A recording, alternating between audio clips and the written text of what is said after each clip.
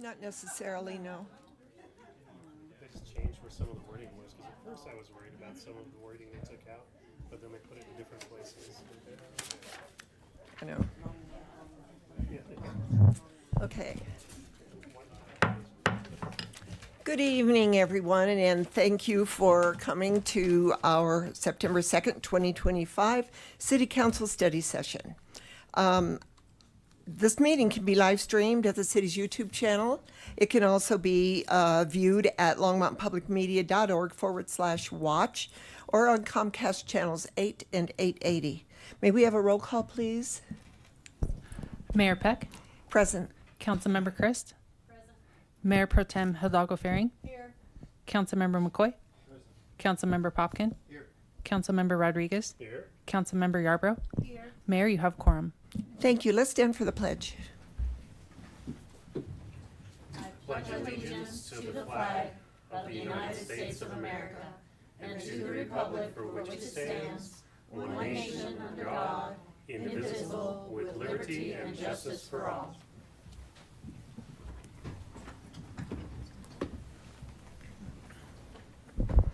Anyone wishing to speak at first call public invited to be heard will need to add his or her name to the list outside the council chambers, and only those on the list will be invited to speak at the first public invited to be heard. Each speaker is limited to 3 minutes, and we would like your name and address, please. Do we have any motions to direct city manager to add agenda items to future agendas? Mayor Pro Tem Hidalgo Fehring. Thank you, Mayor. And actually, I have two motions, but they're both same topic. So the first motion is to bring back to a future agenda, the open space disposition ordinance, section 14.52.032, process A, section 1, to revise the definition of public purpose.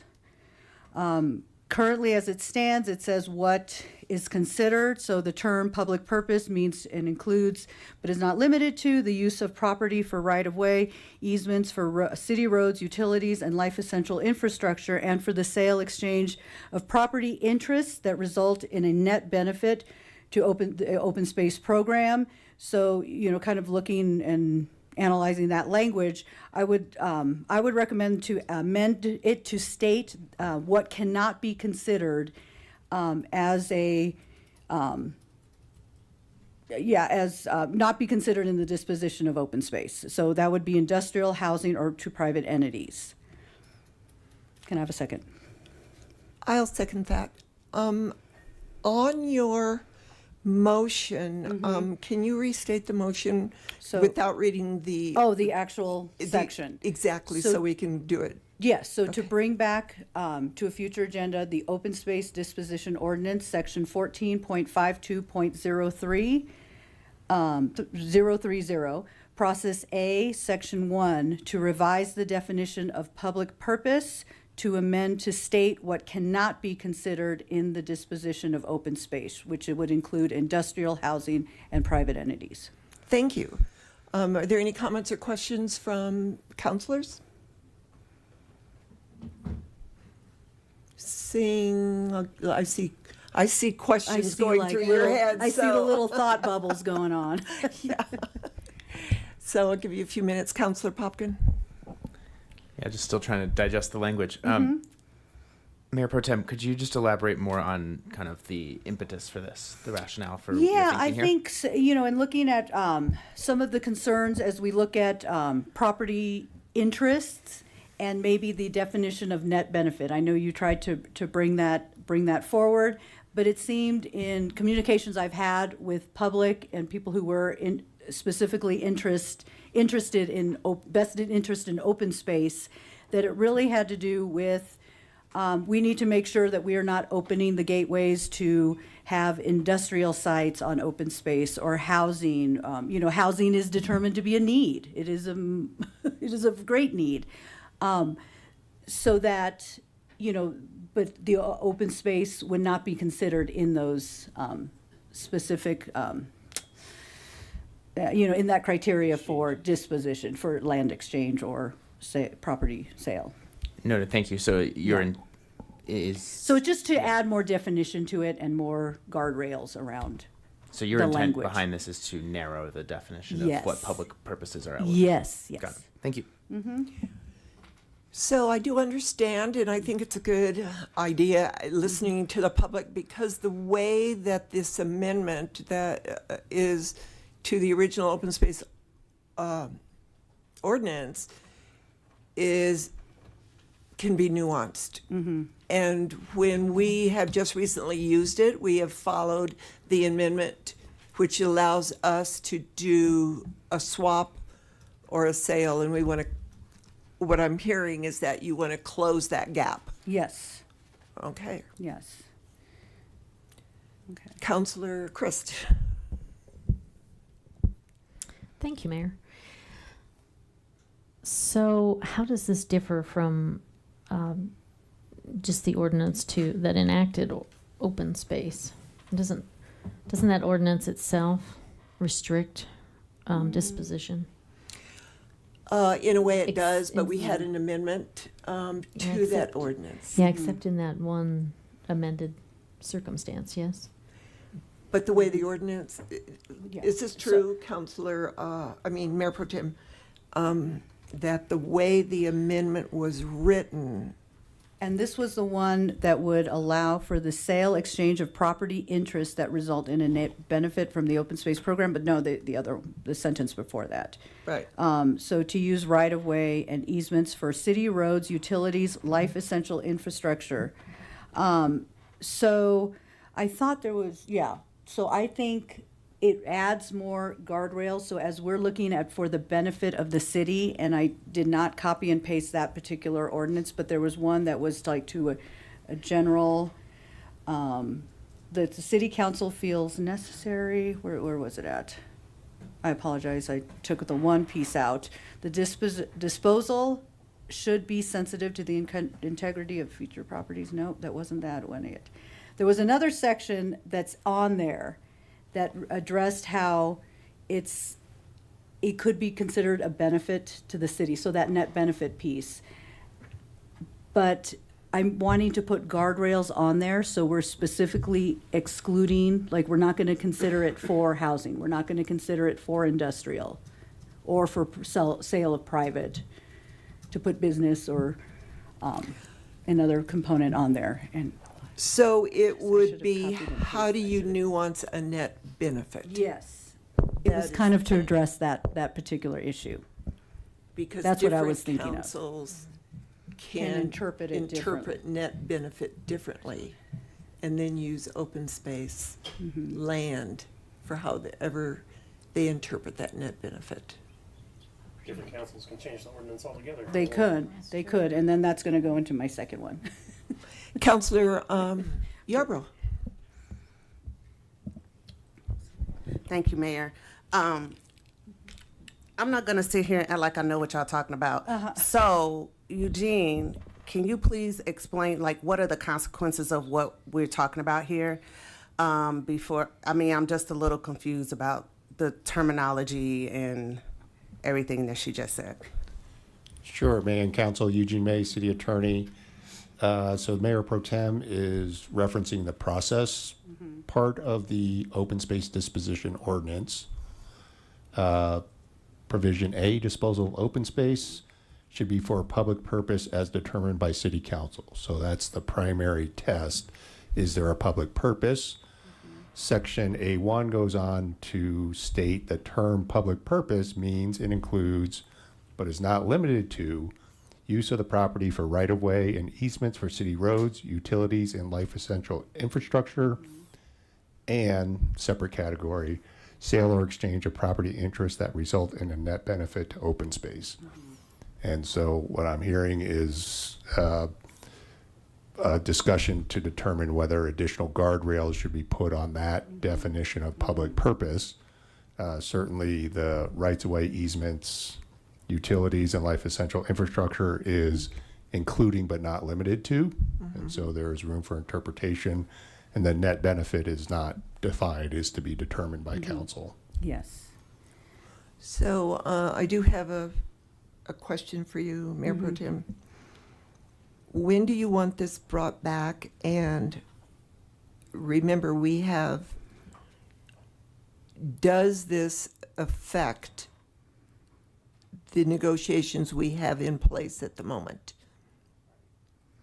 I think because those, well, and I'll defer to legal, but I'm assuming that since it's ongoing, would this, I don't think this would be grandfathered, you know, this would be that negotiations is separate and apart from any upcoming changes, or would it impact that as well?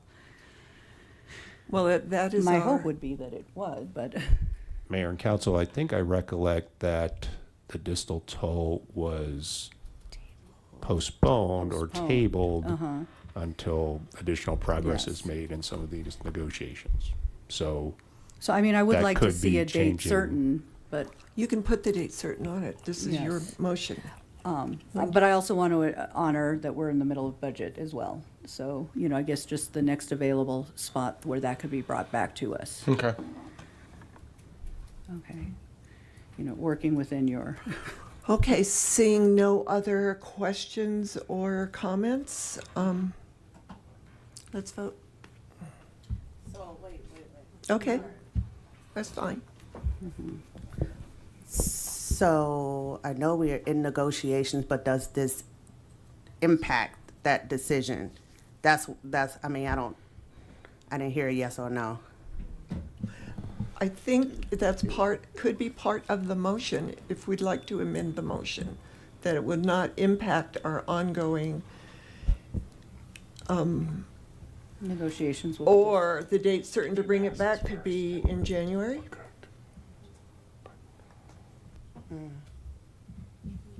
I don't know, they're whispering over there, so. They're whispering, yeah. Uh-huh, I just wanna hear a yes or no. And If you could get a yes or no. Mayor and council, we're whispering and conferring. We're conferring, not whispering. So if you change the criteria on the open space disposition, it could change the Yeah.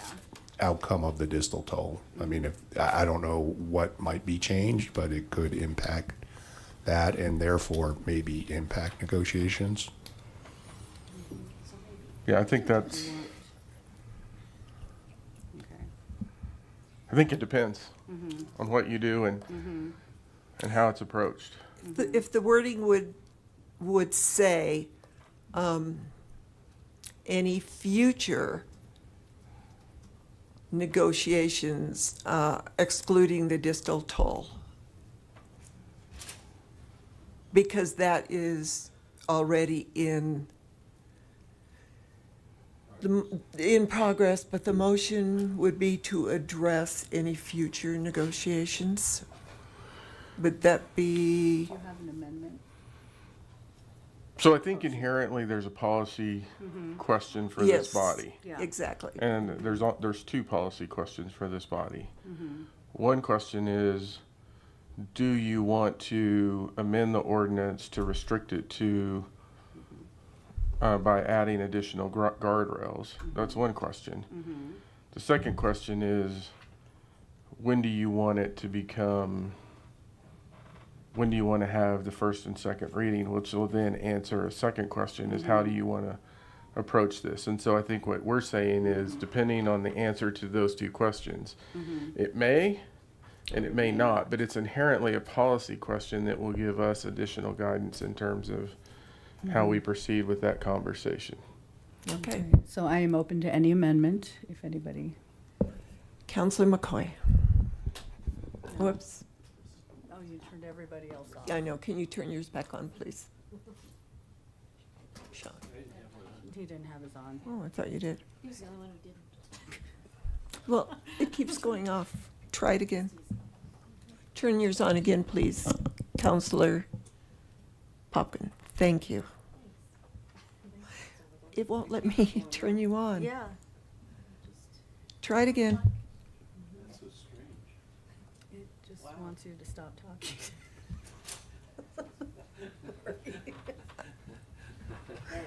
There you There we go. go. Oh, now we can both talk. Go for it. Okay. Oh, Should we arm wrestle or? no, you go first. Okay. Thank you, Mayor.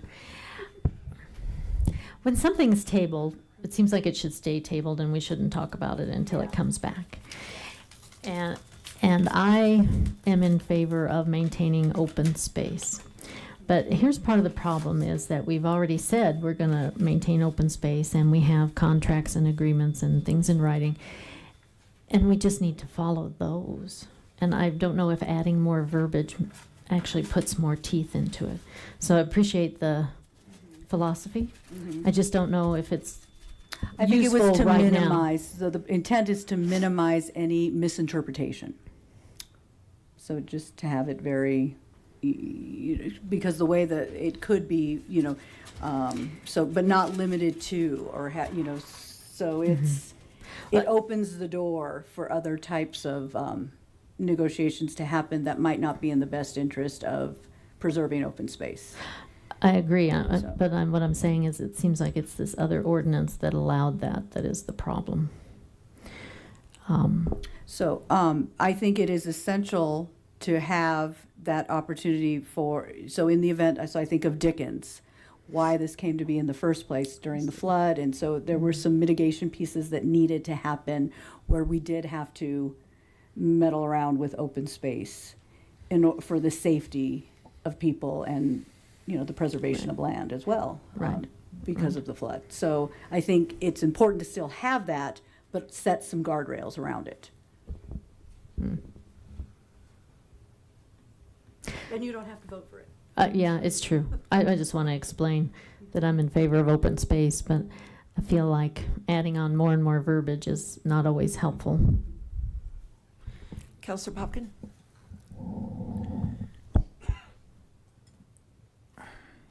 So, Mayor Pro Tem, I support the intent of this, and I think because we have an active item that's currently been tabled, and is part of active negotiations, I don't think it would be particularly savvy on our part of the city to change the rules that we might be playing by, or like if we were going to go this route, my suggestion would be that we remove the item from the table, figure out how we want to resolve the tabled distal tull issue before we just change the policy that might impact something in active negotiations, because there are other complicating things that might be relevant to this given that parallel item, and I just don't think Now, we could move to exclude that piece from this. Yeah, I was trying to think. No, I appreciate that. I was trying to think about how we would do that without kind of creating a separate set of rules for us versus what would normally happen. So, like,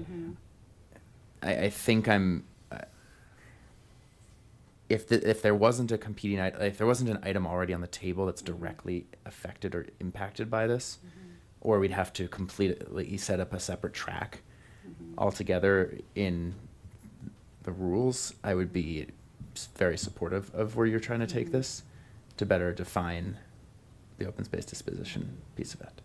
So I think at this point I would be voting no because of the negotiations we have going on. Okay.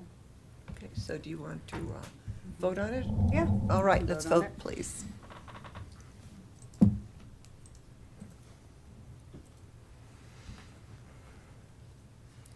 And that failed with myself, Mayor Pro Tem, and Councilor McCoy voting for.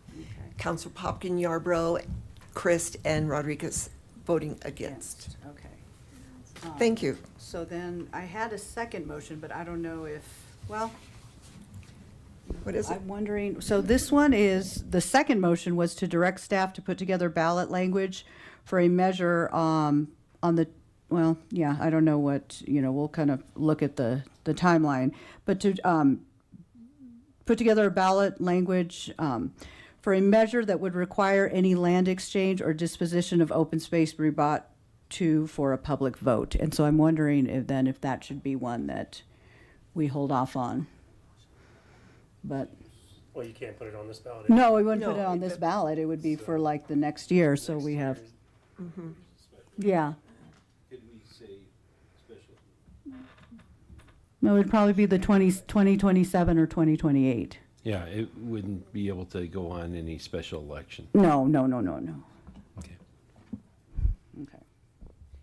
Councilor Christ? Thank you, Mayor. I'm wondering if we could get a survey before then, if that might be a topic that we could survey the public.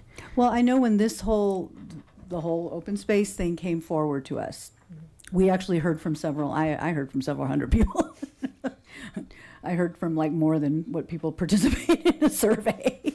But, and it was overwhelmingly, the concern was around the lack of trust. They were concerned about, nefarious actions on our part, that we were kind of doing a bait and switch with the last open space. So my intent of bringing both of these forward is to really show that we are trying to work in the best interest of the community and the desires of the community. So if we are able to kick any kind of disposition of open space that would allow for a public vote, they have more autonomy over how this open space fund is being utilized and how these actions are being utilized, that they have more control over that than just having us be the arbitrary folks who make the decision on their behalf. So, But I can Would hold that- off on this particular motion at a later date after we're kind of wrapped up with the other. yeah. Yeah. But could that be a motion then to include any disposition of open space goes to a vote before it's finally decided? That was my motion. Okay. That is my motion, yes. Yeah, okay. Just in general, not particularly this one. Not this one, Okay. just going forward. Well, this But I'm one gonna- would be resolved anyway by the time we, By the time have we the get it out election. there, yeah. I mean, we be can, 2028. if you all want to decide for the next council, but. But I can wait.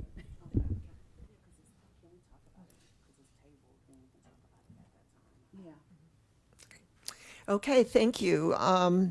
Not seeing any other motions on the floor, I'm going to move on to our public invited to be heard. Remember that you have 3 minutes, and we would like your name and address. And the first one is Georgetta. Georgetta Johnston. We haven't seen you in a while, Georgetta. Welcome. Don't forget to turn on your microphone.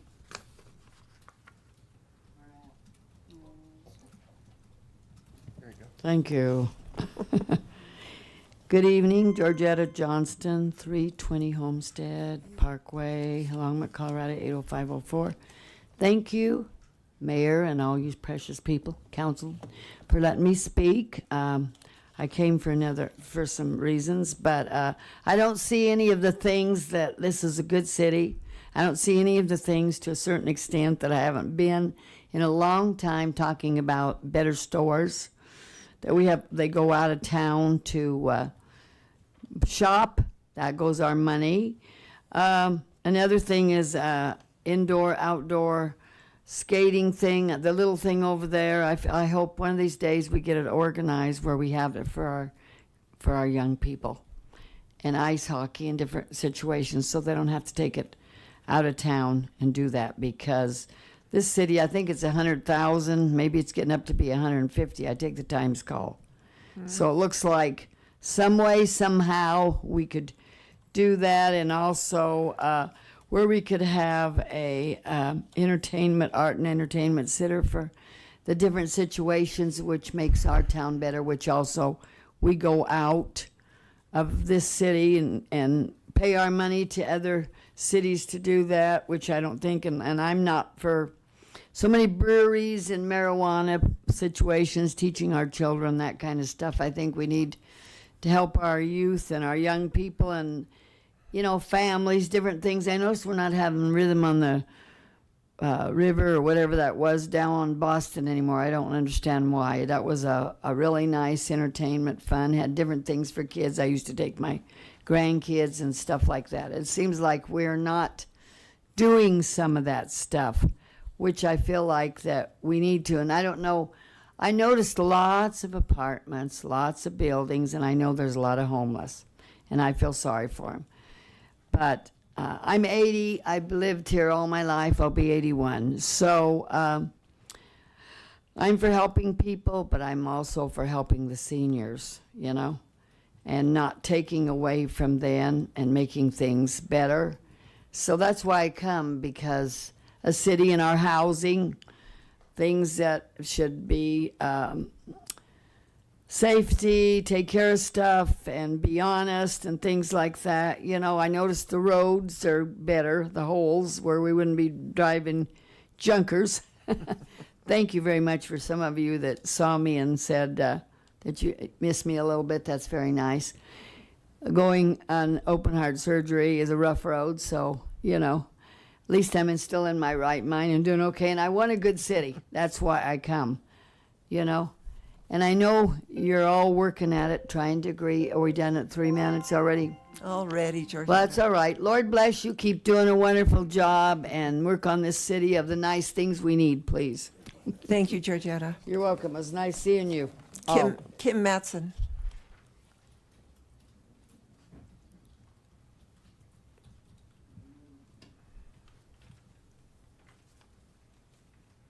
Hello. Hello. I would just like to voice my concern over. Kim, would you mind giving us your name and Oh, address? I'm sorry. It's fine. Forgot. Kim Matson, 967 Hover Ridge Circle, Longmont. My concern over the power grid. So with the Platte River Power Authority, I did talk with someone there a few months ago and really didn't get a good answer on how the power grid, the lines are protected against solar flares, power surges, EMPs, something like that. So I see all of the building that's going up in the city. I've seen all of the apartments. We're attracting more people. But if our power system, our power grid is not protected, I mean, it's putting everyone, their health and safety at risk. And I know the city does Be Ready classes and stuff. I mean, that's great for a couple of days, but I'm just not seeing any protection for the power grid. So I'm just wondering if that's being looked at. Is anybody looking at it? How important is that? Because it's, you know, we've got the solar, we've got the coal, we've got all, which is great. But if there's no way to get it to us or to anybody else, then, you know, what good is it? So before we attract 50 gazillion more people and put in a lot more housing, how about protecting what we have and protecting the citizens that are here? And I just think that's a key piece that if that's not set, then what's the use of anything else? You know, so that's it. Thank you very much. Kim, would you mind, I'm going to pass this down. Would you mind giving us your phone number, not over the speaker, but to the city clerk, and we can have somebody from LPC contact you? That would be great. Okay. Thank you. Michelle Bragg. I think it's Michelle. It's Michael. Michael. It's like the boy's name. Yes, Michael Bragg. Oh. 600 Sandpoint Drive, Longmont, Colorado, 80504. Thank you all for taking the opportunity to listen to me. I appreciate you giving me the opportunity to speak. I'd like to urge you to support the proposal from Longmont Public Media to continue in the capacity in which they have been supporting the city. I am moved to Longmont in January of 2020. Interesting timing. And Longmont Public Media was the first organization that made me feel like I really belong here. Last year, I left my manufacturing job after 25 years due to burnout, started my own business here in Longmont, and Longmont Public Media supports that business through the resources that it provides to me. So I learned how to do a podcast. I now have 2 podcasts. Workforce Bliss helps employers understand how to engage the workforce nowadays, and I also have the Voices of Colorado Manufacturing. So those resources are vital to our community. I think it's really critical that we also remember how Longmont Public Media is supporting our workforce. So as lots of people are getting laid off, there is an opportunity for them to go and learn. They don't have to pay 1 penny to learn to upskill. So they can use media equipment, they can use computers, they can learn how to do graphic design. And AI is not going to tell the stories that Longmont has. AI is not going to do that. And Longmont Public Media is there. They're here right now, filming this meeting right now. I think it's very vital that we continue to support Longmont Public Media. I urge you to. I think we risk losing our voice We risk the residents of Longmont risk losing our voice if we don't support this proposal from Longmont Public Media. I think they ignited my entrepreneurial journey. They enabled me to have a voice to my customers, which I really didn't have before that. And podcasts are one way to do that. You know, there's lots of different ways. Social media is a thing, but podcasts are pretty vital source for communications for business. AI cannot encapsulate the essence of Longmont or tell our unique stories. Longmont Public Media empowers its members to produce films, record music, perform live music, rent high quality equipment. Let's not just talk about community values. Let's act on them. Together we can ensure that Longmont remains a place where every story is told. And to Georgetta's point, arts and entertainment. It's right there in Longmont Public Media. Thank you very much. Thank you so much. Lance Whitaker.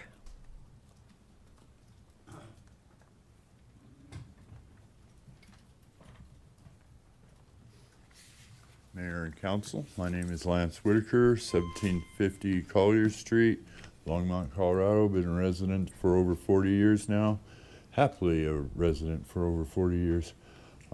Today is National Another Look Unlimited Day, which is just another way of saying fall, spring cleaning. So take another look around your house and see what you can get rid of or sell or recycle. And it's also Blueberry Popsicle Day. Other than that, I have nothing for you. So you guys have a nice day, and hope to see you next week. Thank you Have a very good day. much. Strider Benston.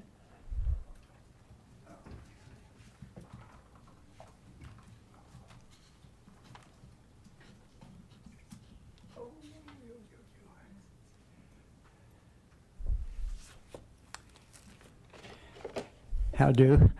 I'm Strider Benston, 951 17th. And a couple of things. One, well, we've had more church shootings. There's several things that America still leads the world in. School shootings, church shootings, shopping center shootings, whatever.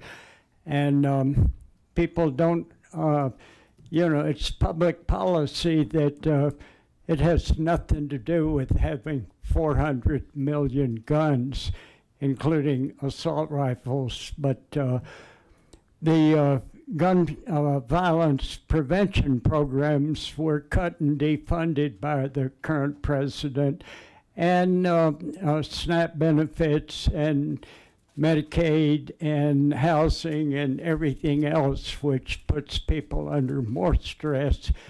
But everybody is forced to have guns, basically, but that's what we're dealing with. By the way, and they're abolishing history. If you don't, you know, if you don't know the history, you're bound to repeat it, and that's what we're dealing with. I first learned history from Fannie Lou Hamer in 60 years ago last month on the boardwalk in Atlantic City, when we just learned, they found the bodies of Janie Goodman and Schwerner. It was on my 20th birthday that I was there looking for a job, and I saw the demonstration, and I joined up. And Ms. Hamer came down and spoke to us on the boardwalk after she had given her speech at the Credentials Committee. But what's going on? The Voting Rights Act last Thursday, the imminent death of the Voting Rights Act, the basic singular thing for what democracy can be or begins with is the right to vote. And that's what I've spent my whole life standing for, and that is actively under destruction right now. The last Thursday in the New York Times, the imminent death of the Voting Rights Act. And yesterday we had a labor demonstration, and we had 400 people in Longmont. Thank you. I was one of the speakers. Thank you. Thank you, Strider. Seeing no one else on the list, I'm going to close first call public invited to be heard. And we'll move on to our study session items, which is a presentation highlighting updates to the organic contract from PRPA. That's a four-way agreement between the City of Longmont, the City of Fort Collins, the City of Loveland, and the Town of Estes Park. And welcome Daryl Hahn from LPC. Thank you, Mayor. You want that one or this one? Let's go with this one.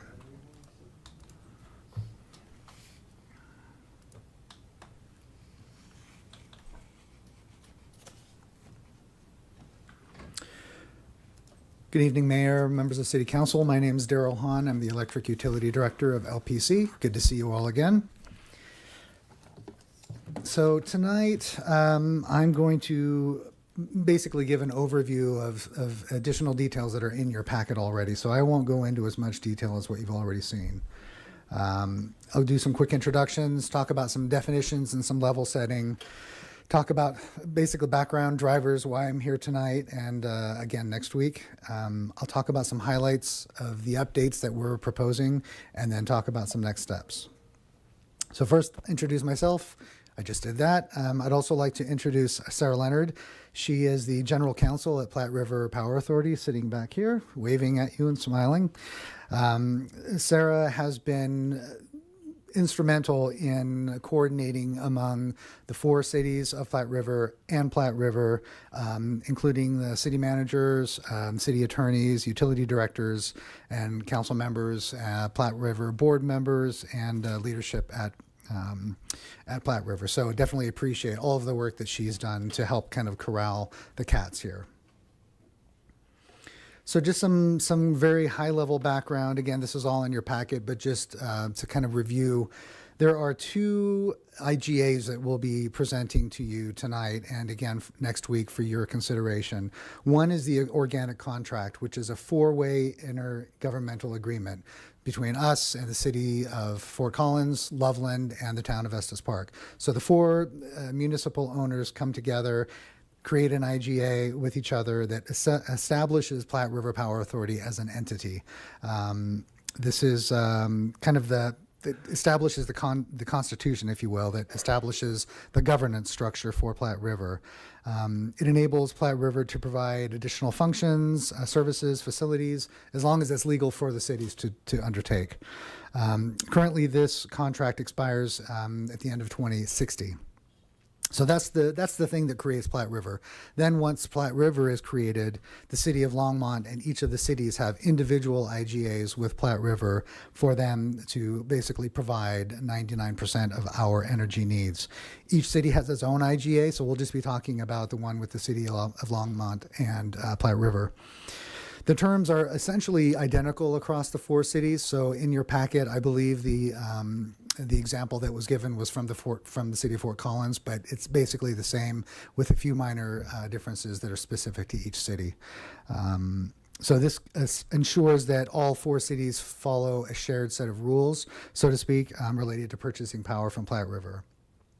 So the diagram here, again, on the outside, the blue kind of shows the four cities IGAing, if you will, to create the organic contract, and then we have a separate contract with Platte River. So why now? Well, in 2018, as you know, City Council and Platte River Board directed staff to pursue a 100% renewable energy goal.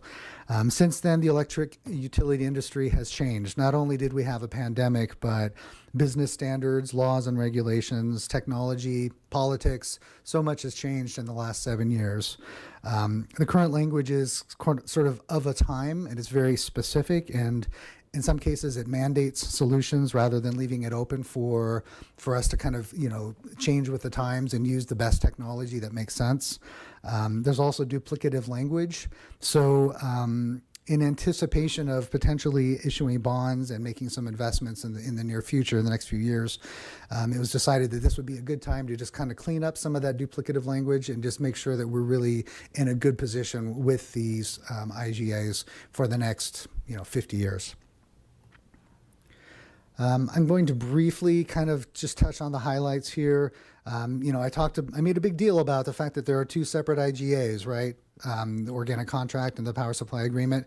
In the next 3 slides, I'm kind of mushing them all together and just giving you some general themes of the changes that are being proposed in those 2 separate documents. So number one, we're in the changes, we're kind of reinforcing Platte River's what they call the 3 pillars of providing energy that's reliable, cost effective, and environmentally responsible. As I mentioned before, the electric industry technology laws, regulations are all changing, and so we want to make sure that the language isn't too specific about technology that was current as of 2018 or even 2025.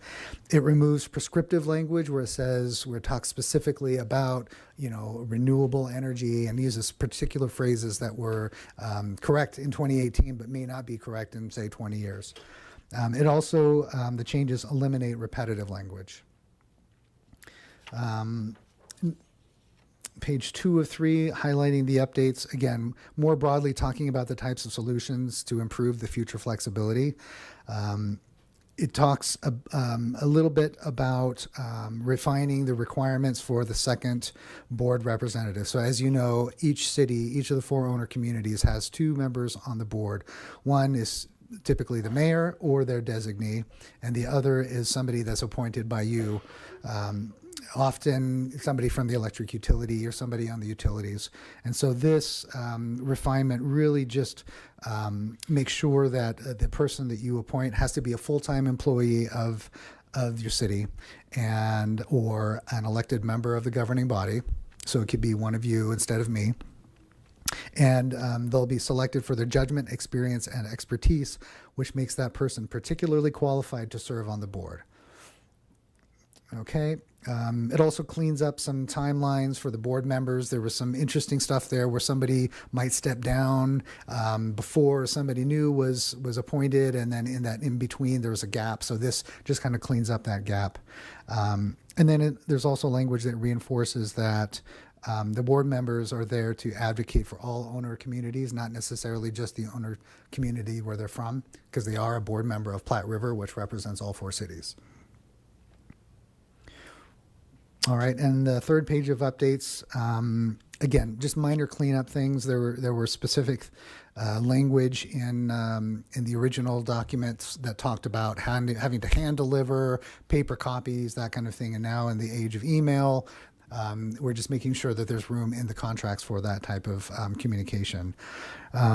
There's also language to broaden the ability for cost recovery. So a lot of times people just think of rates as the way that, say, Platte River would bring in revenue, but there are also some other filing processes, especially once we join SPP, that have to do with recovering rates through transmission. So that's outside of rates. And again, we just want to make sure that that's a possible thing within the new agreements.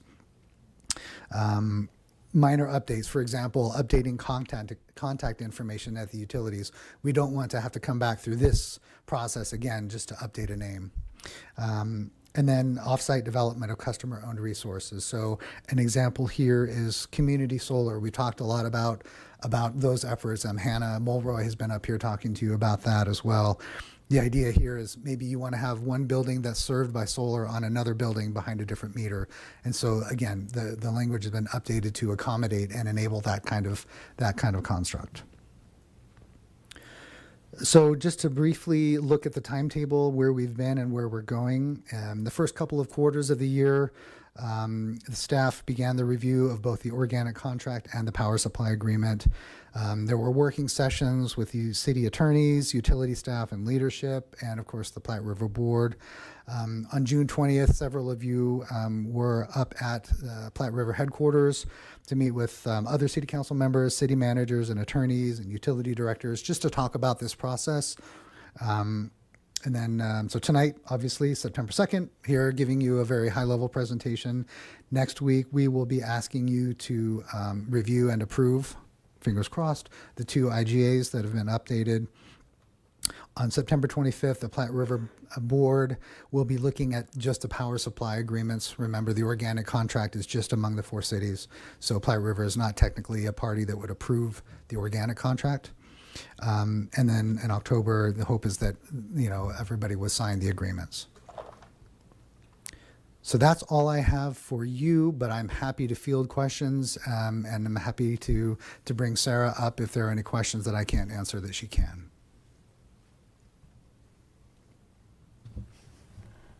Seeing none, we can move on. Great. Of course. Councillor Popkin. I just didn't have to be first. I was given it a moment. Thanks, Daryl, and thanks for all the work that you and staff and Sarah and PRPA have put into this. And it was a pleasure hearing kind of all of the work that's gone into that at that working session that we had in June. I wanted to ask you a question about the. Let's see. This is under Article 1 of the Power Supply Agreement. This is Article 1, Section A, about the kind of locally rated capacity that's allowed.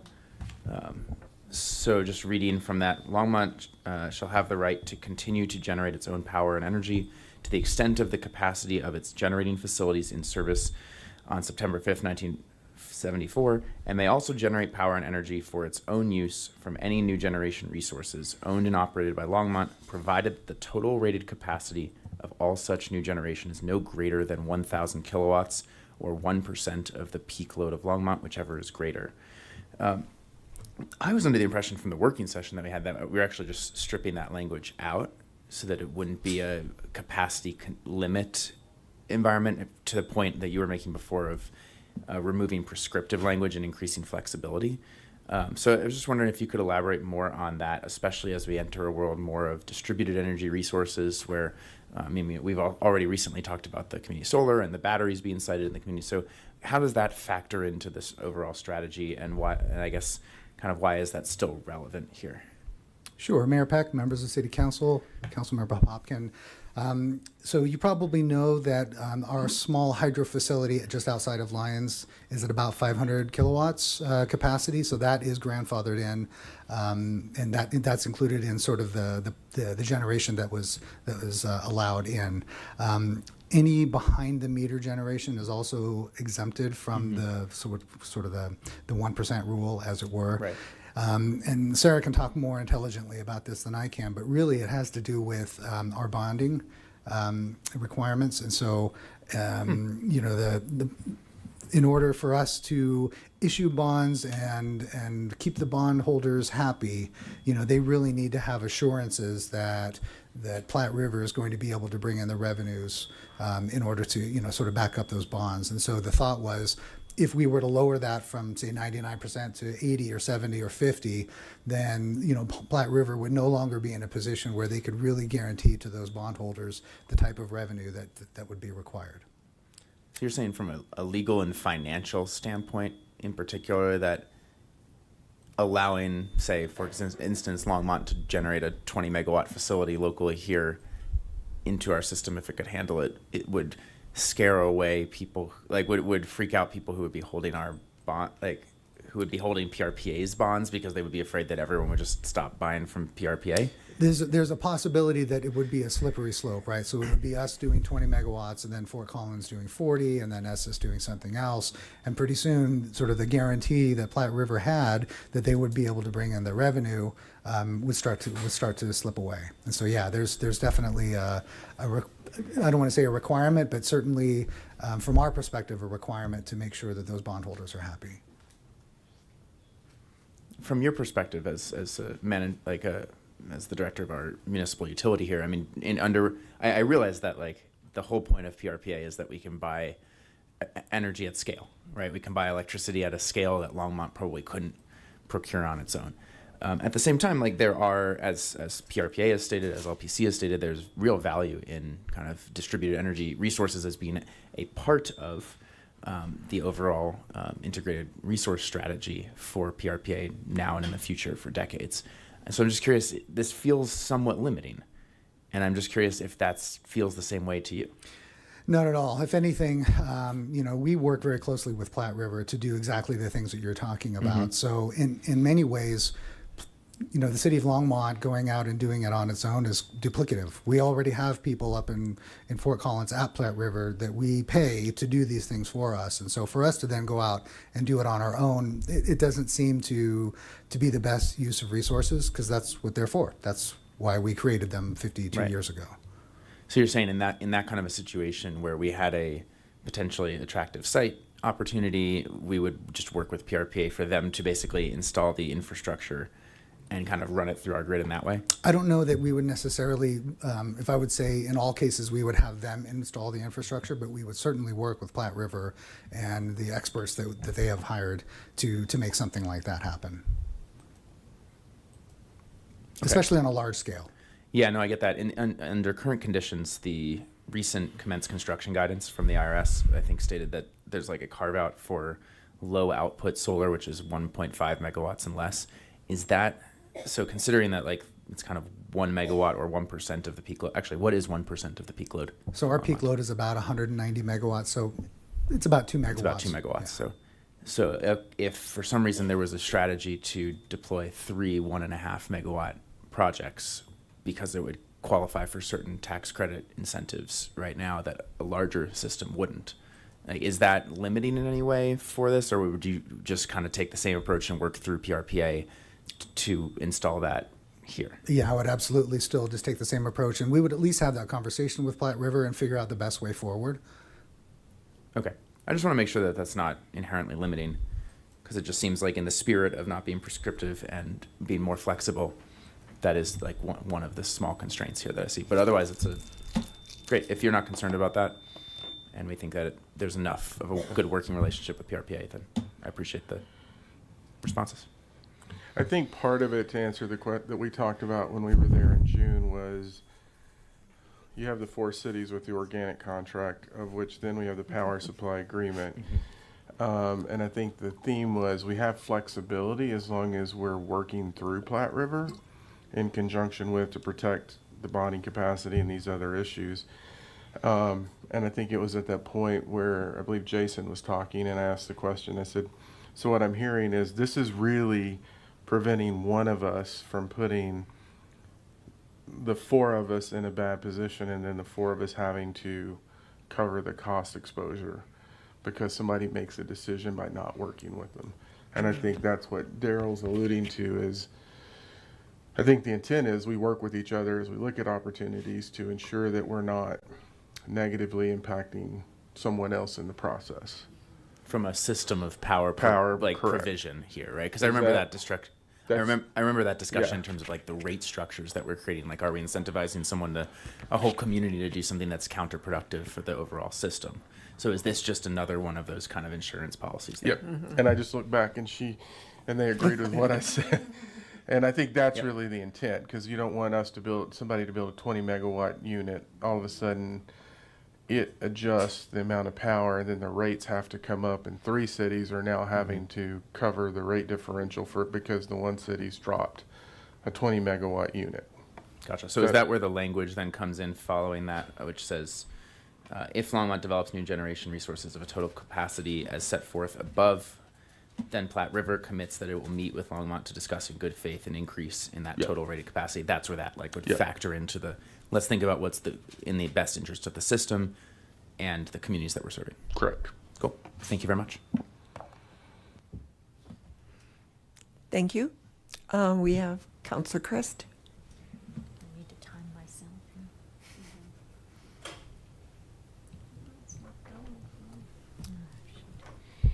Thank you, Mayor. You're fine. So, Daryl, I just had some. Thank you, Councilor Popkin, for going through all the verbiage So I'm not going to go back there, but I'm just going to ask some little details that stuck out to me. For one, I noticed that the idea of providing power at a competitive price was kind of crossed out in favor of just, I guess you would call it flexible language. But there is still the intention of trying to be competitive and keeping rates low. Is that correct? Absolutely. And so I think the word competitive is maybe not the best phrasing of it. So as I mentioned earlier, there are the three pillars, and making sure that we can keep costs down and provide energy that's reliable and sustainable in the most cost-effective manner is really what we're looking for. If we wanted to go the cheapest, we would not go in the direction that we're going now, right? We've got the coal plants that are providing very inexpensive electricity that we can sell on the market and really enhance our own rates. And so this is really about just making sure that those three pillars are balanced and kind of trying to do what we can on all three fronts. Okay. And my second question is about the ability for PRPA to create enough energy. And I just want to say, we've had recent instances where, for instance, this wasn't PRPA, but Excel cut power. And I know the city has backup generation systems, because there are some systems where we can't lose power in any environment, that you could imagine. I know that there are businesses in the area that are also creating backup systems because they are electric intense and cannot lose power for any short period of time. Is that going to influence how much power we purchase from PRPA, and is that a substantial independent generation that's going to affect this contract, do you think? Mayor Peck, members of City Council, Councilmember Christ, in general, the customers that you're talking about are looking at backup generation for relatively short duration outages. But of course, we might be, open to having conversations with customers if they wanted to bring some, some generation to the table that fit within certain parameters. Obviously, our renewable goal being a really big part of that. Mm-hmm. And so having somebody come in with, say, 50 megawatts of diesel generation that was planned to run for, days or weeks or months, that might be a different conversation than if they were to come in with some more renewable energy. Mm-hmm. So that's, again, like we mentioned earlier with having the conversations with Platte River, we would want to have conversations with these customers just to see kind of what they're looking at, what problem they're trying to solve. Well, thank you. That's a nice segue to my third issue, which is, or question, is this contract allows for generation from all sources, from PRPA and from others. I know we're trying to go carbon neutral, but we did have a codicil regarding aeroderivatives during a dark calm, and I didn't see that included with the contract, but it is still very much in existence. Is that correct? Yes, absolutely. And so I think that's a really good example where a technology comes along, and depending on the studies and kind of what makes the most sense at a given time going forward, the aeroderivatives is the right solution. But in 20 or 30 years, it may not be the right solution. And so by making the contract a little more flexible, it gives us the ability to be more agile. Okay, so then circling around, our governor signed nuclear energy into our Clean Energy Pact. And I'm not saying this is going to happen immediately, but there has been some discussion about small modular reactors as backup sources.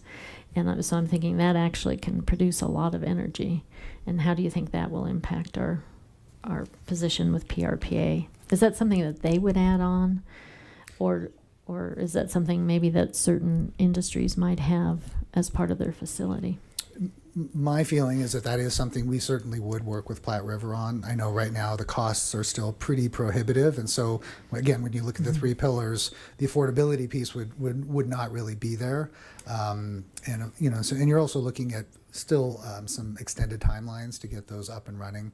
And so from a 2030 perspective, it really doesn't help us. But going forward and kind of looking beyond that, it's certainly on the table. And I think right now we're just looking at that and other technologies just to see, again, what makes sense and when do those prices come down to the point where, okay, now it makes sense to start moving forward to something like that. Yeah, yeah. And I guess some people see this, including nuclear into our energy pact, as being the first level of deregulating. I know there's a lot more to go through, but it's the first acknowledgement that maybe we'll be accepting that at some point. So I had it on my list. But thank you for the presentation. This was very interesting. I went back and forth, and thank you, Councillor Popkin, for bringing out certain language that I had also been looking at. Thank you. Okay, great. Thank you.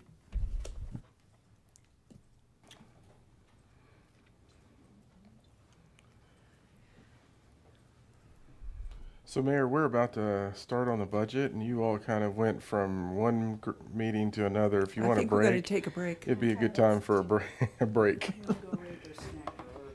Are you going to set our 5-minute timer? Oh, yeah. Okay, we are taking a 5-minute break. It'll probably run over 5 minutes, but I'm going to say 5 minutes.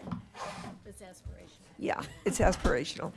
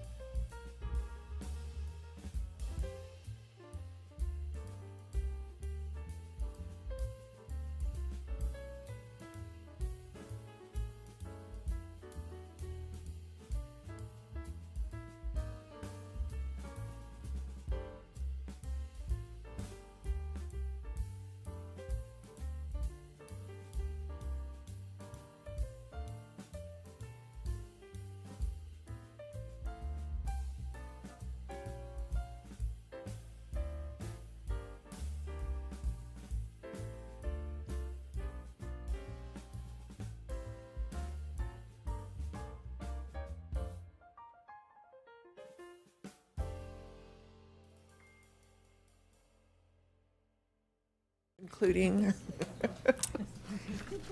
All right, good evening, Mayor and City Council. Teresa Malloy, Chief Financial Officer.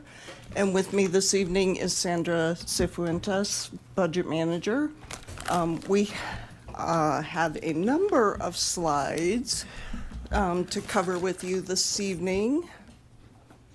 Why is this not working?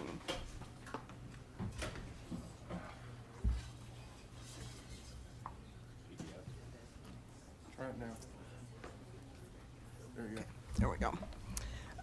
So these are the topics that we're going to cover this evening.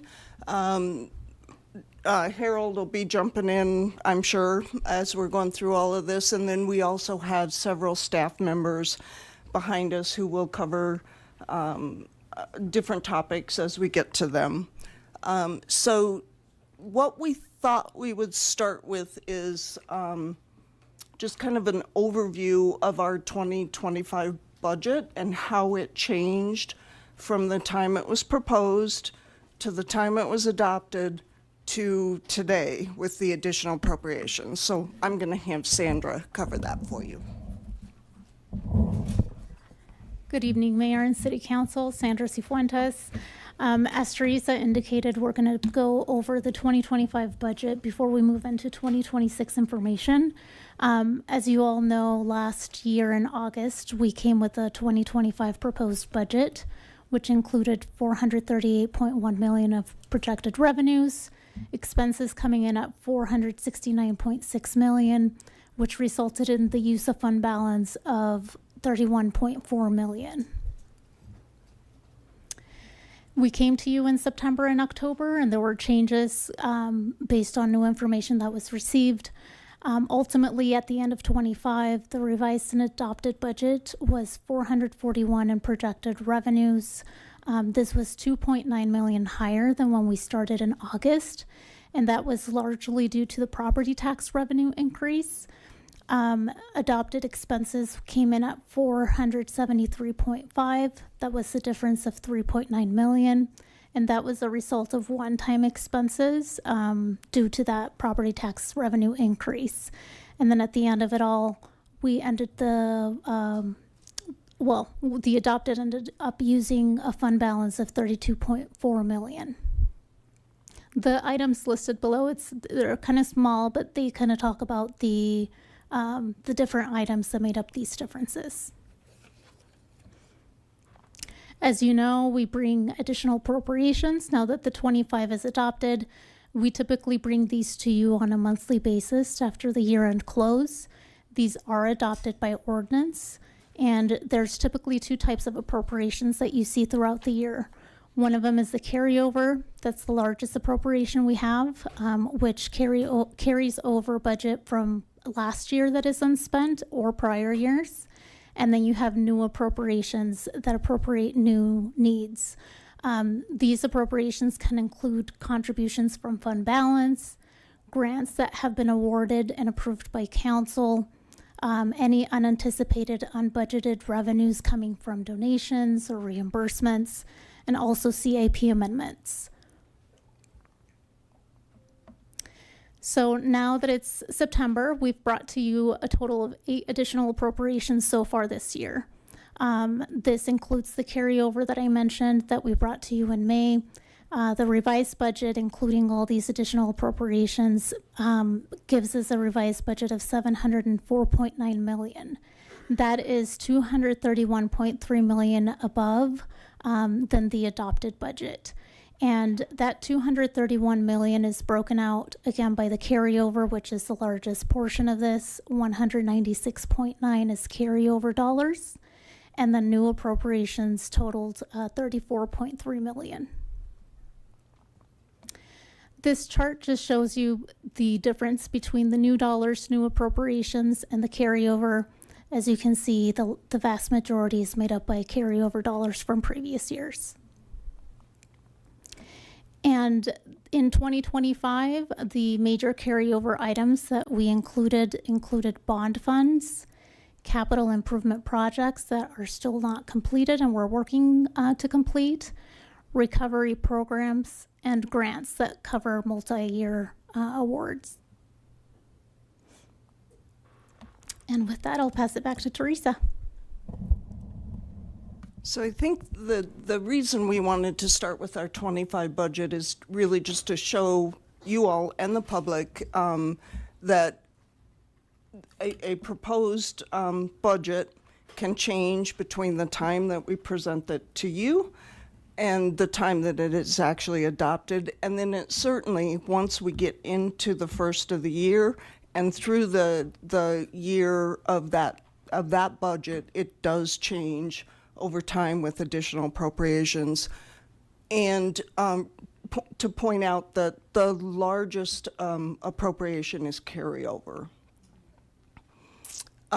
Before you get started, can I call on Matthew has a question? Yes. Okay. Councillor Popkin. Thank you, Mayor Peck. And thank you, Sandra, for that. Just a clarification on the carryover, because it looks like, I realize the different, what the items are, and it looks like it's a huge amount of money, and it feels like we're not, like, are we not using that properly? Is that rolling over or carrying over because we're building up a fund for something? Like, what is the purpose of carryover funds in general? Like, why is there such a large amount? Yeah. So by code, we do need to be fully appropriated in order for us to be able to award contracts and bids. So that's why that large amount. And that's made up, we add budget year over year. We're not spending that full budget in one given year until the projects are fully completed, which usually take, multiple years to complete. So would it be fair to say like the majority of the carryover funds are like infrastructure investments that are probably multi-million, if not tens of millions of dollars in the works that just you accumulate over time, like a savings account kind of thing? That's correct. Yeah, the vast majority of that is CIP, so it's capital infrastructure needs that you can't be spent fully in 1 year. Great, thank you. So that's a big piece of it. What you're also seeing is if you look at what happened 2014 to 2018, so that a big part of that's actually recovery funding from the flood. So whether it was FEMA funding, CDBG, DR funding, that's money that came in that we were having to carry over to then expend on those projects. You'll see some of it also coming in through Resilient St. Vrain and the work that we've been doing there, which is more akin to what you were talking about. And then we also have ARPA funding that we've used over extended periods of time. And so, yes, and when you have this federal funding coming in where you're targeting projects, you're seeing us have to carry it over every year. A large part of that funding, there were some positions that are not positions. There were some term limited work that we did. There was some housing work that didn't occur immediately in year one. So that's part of what you're seeing in this graph. Great, thank you. And just to also let you know that in all but one of our funds, our appropriations lapse at the end of the year. And therefore, in order for those funds to be continued to be spent, we have to carry them over through additional appropriation ordinances.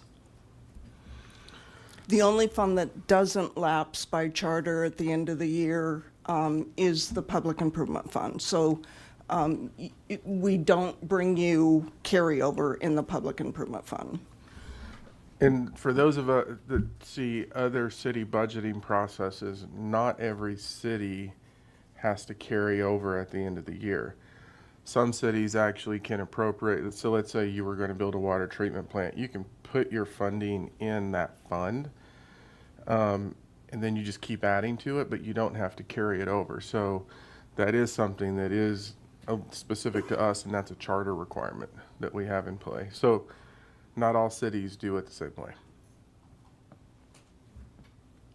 Other questions on that section? We will stop after each of the major topics for questions, but certainly if you need clarification as we're going through, please feel free to interrupt us. We did see that you have 84 slides. Pardon me? You have 84 slides, which I'm not. There are a lot of slides. I'm yes. I'm not complaining. Some of them will that. go fairly quickly. Others will need to spend a little bit more time on. And the reason I asked was for council to either hold your questions or make them. Get to the point, lands are playing. Yep, we have a number of slides. for Thank you, Teresa. Okay, so we wanted to get into our 2026 total budget summary by fund for you. And again, this is the same presentation you saw with the 25 budget.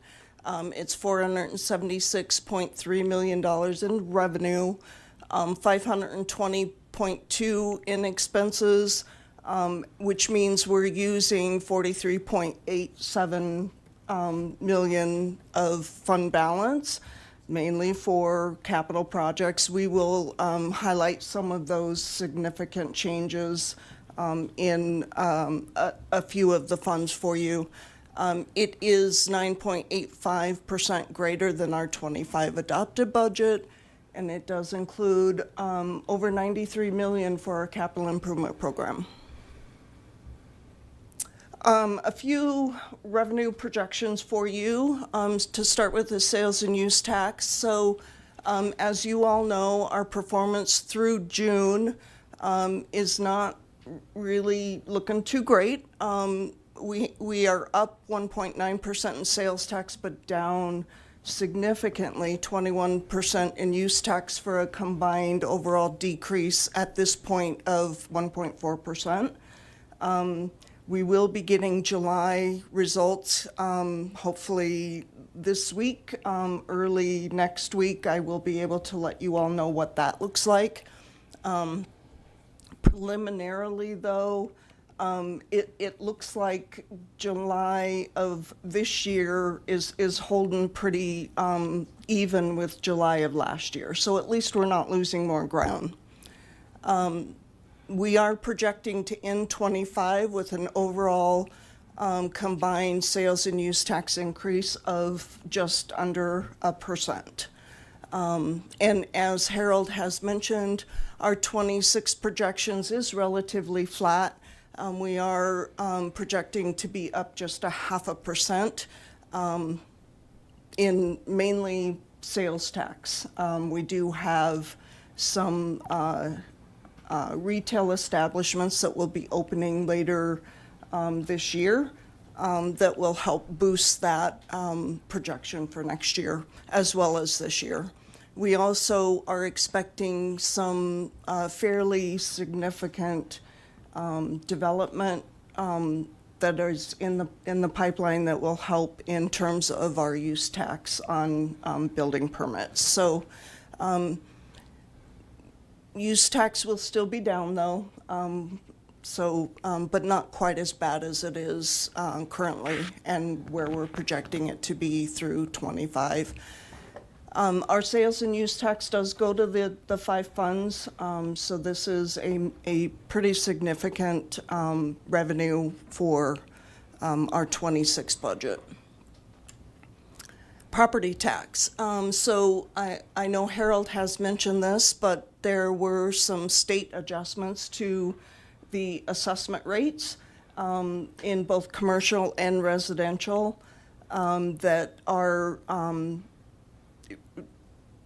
our property tax overall, we're projecting it to be up, but that is because it is a reassessment year. 2025 is a reassessment year, and we are expecting to see some increased valuation due to that, as well as new construction that is now part of the assessment cycle.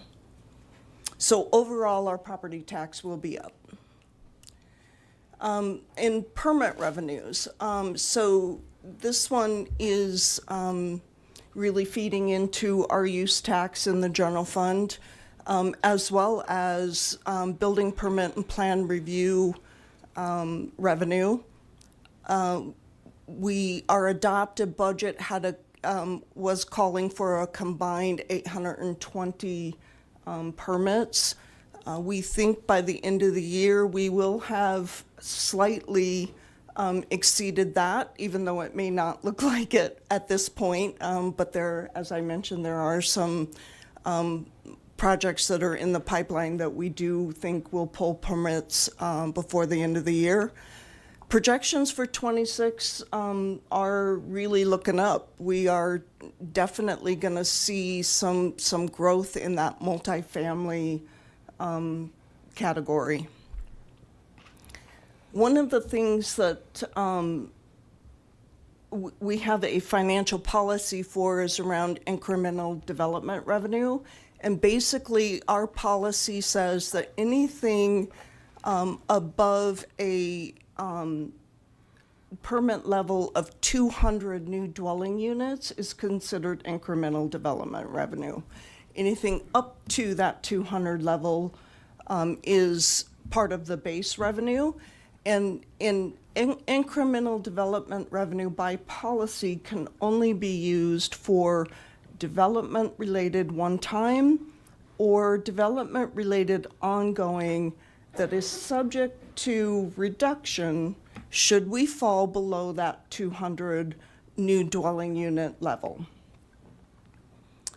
What Harold and I spent quite a bit of time this year looking at was the historical permit levels.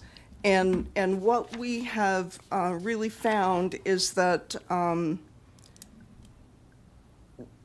the 200 dwelling unit level was back in 2008. And since then, we have been well above 200 dwelling units.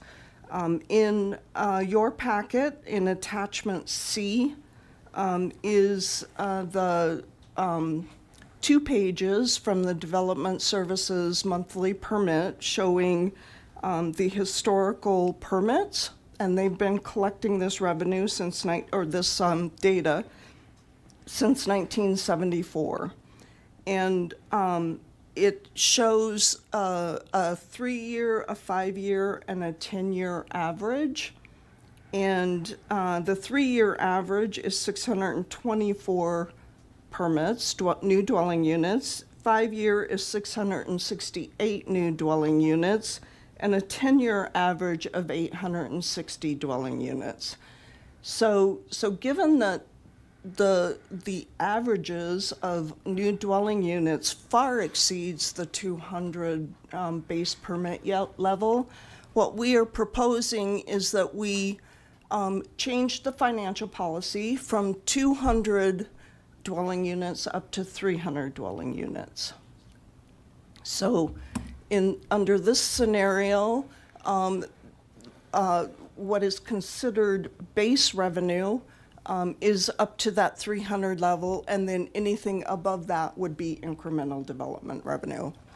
And we will bring additional information to you later in our presentations on the use of that incremental development revenue, because there is pretty significant incremental development revenue coming from all those new permits that you see up there. So generally, incremental development revenue, think of it as we treat it a lot like one-time funding in most cases. We do have some positions attached to incremental development revenue, but those positions, when we fund it, we're very clear that in telling, and it has to be related to development activity. We're very clear in saying if the development activity doesn't meet, those positions will be cut, associated with that decrease in that development revenue. We've been trying to move some of those positions over into the general fund. We just have not had a lot of good budget years that has limited us having the ability to move it over. Part of the reason why we were using it is coming out of 08. It's taken us a long time to actually get back to pre-08 staffing levels. But we were also seeing increased activity as it relates to development work. And so the nexus is it's development work creating the IDR. We're using the IDR to fund the positions, knowing full well that at some point, as you reach theoretical build out and you have no new development coming in, only redevelopment, as you're processing the permits, many of those permits will continue. And so you have to have that ongoing revenue source to fund those positions. So that's something we've been trying to chip away at over time. Okay, so the next revenue we wanted to talk about is marijuana revenues. We have 3 sources of marijuana revenue. The first one is the 3.53% of just regular city sales tax. And the projection for this has been a bit of a challenge because for a number of months last year, one of the retail establishments was closed due to a fire in their facility. So if we look at just January through March, when the facility, that one retail establishment was open, so we had all 4 establishments open January through March, there was a decrease of 13.4% in that source of revenue over those 3 months. And so we are definitely seeing a decrease in the city's sales tax from the marijuana establishments. We also get a state share back of the state's tax on marijuana. Prior to July, we got a 10% share back on that revenue. Starting July of this year, that has decreased to just 3%. Definitely, we'll know what the impact of that is when we get our July numbers. Still haven't seen all the July numbers yet, but we are expecting a pretty significant decrease in the state share back of the marijuana revenue. And then the third source of marijuana revenue is what goes into the special marijuana fund. So this is 3% of a special retail tax, and half of that goes to the Affordable Housing Fund. That was in the ballot language that was passed by voters. And then council directed that the other half would go to the general fund for mental health and addiction programs. And we are seeing a decrease in that revenue naturally as well. Yeah, and so on the special retail tax, council we talked about actually utilizing the Affordable Housing Fund connected to the mental health by hiring clinicians that were going to be supportive of people that were living in affordable housing based on eviction prevention and things like that. So council did a while ago, I think we talked about that with you all. So, I mean, it's all really, it is going to housing and mental health, but on the housing side, there's a mental health component as well, because we see that as an issue in terms of keeping people housed. One of the things that we wanted to follow up on is at the council retreat, council did have a conversation about the potential of an enclave annexation for those establishments that were in the community that met the definition of an enclave, but were still in unincorporated Boulder County. I think the conversation was generally that we're still serving those, whether it's from a public safety standpoint, the roads that we're using. As we were thinking about that as part of this conversation, we realized we didn't have formal direction from council on this. And so this is something that if council wants to give staff formal direction on that, you can. It would change some numbers that we look at in the budget in terms of available revenue. But we did not include that in this budget adjustment because we didn't have specific direction on that. So do you want direction tonight? That's council's prerogative. If you want to give us direction to work with Grant to proceed on the enclave annexation for those establishments, you can do it. We'll talk to planning to have them start the conversation, and then we would actually, if that's council direction, as we're moving through the budget process, we'll calculate what the additional revenue is and then talk to you about that as we get to the end. Actually, that was one of the conversations we had with Judge Frick as well. So, Teresa, Counselor Popkin has a question. Thank you. Actually, just on that topic, while we're on it, is that direction appropriate now or after the presentations? If you all want to do it now, you It's can. now, if you would like to make that into a motion. Great. Well, I would like to, I'll definitely jump on that right now. And just for the public's clarity on this, since council's discussed it a couple times, building on what Harold was saying, we have a couple dispensaries that are technically within city limits, but are not technically in the city of Longmont jurisdiction, even though we serve them with emergency vehicles, even though we serve them with road maintenance and all of that, trails, depending on which one you're going to. And so because of the policy limitations that have been previously established, that we'd have to change our code a little bit to kind of pull them in, but then they would be actually part of the city of Longmont, and they would be at the same playing field competition-wise as the other dispensaries that are operating already in the city of Longmont, technically. So it's not changing the number of dispensaries. It's just that are within city limits. It's just pulling them all in to be treated the same. So with that, sorry? It wouldn't change it wouldn't add new dispensaries being built in the community. They're already within the city limit. They're already within the municipal boundary.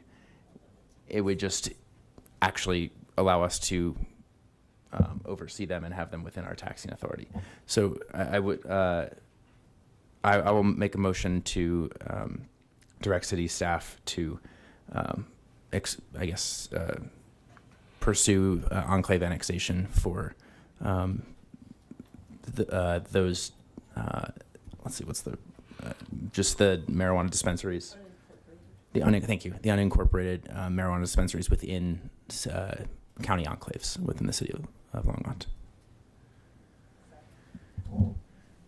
It's been moved by Councillor Popkin that we pursue a code change as well as an annexation process for moving the unincorporated marijuana dispensaries that they're in Boulder County, but they're within our city limits. Annex them into the city. That's the motion, seconded by Councillor Yarbrough. Mayor Pro Tem Hidalgo Ferring. I have a clarifying question. So we have currently within the city, and we have a max of 4. Is that correct? Do we have all 4? So it's already maxed. Would we have to add an addition? So we would have to change that ordinance or that table to add, or that code to add those numbers as well? Yes. Okay. It would almost be a concurrent action, one before the other, where you would have to say we're adding two. So there's 4 that are in the adjacent. city. There's 4 in the city. There's 4 that are adjacent to, but only 2 of those are enclaves. And then as other annexations happen, then the others may be considered enclaves. If it's not an enclave, then it's a different process. Okay, and so we're really only looking at the 2. Correct. Okay, and changing the table to say 6 instead of.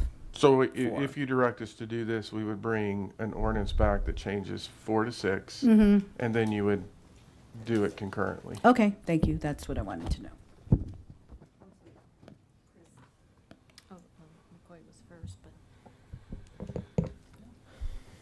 Thank you, Mayor.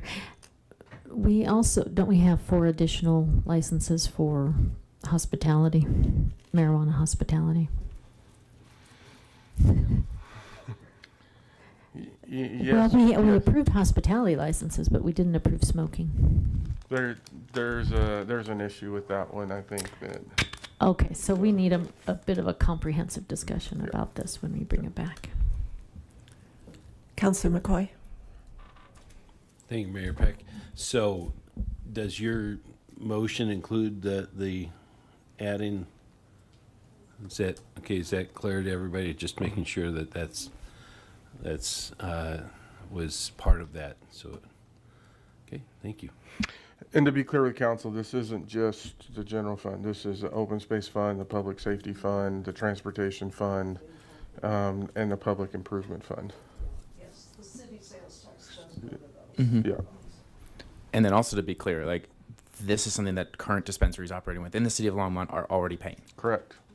So it's treating as many businesses on the same playing field. Correct. Yeah.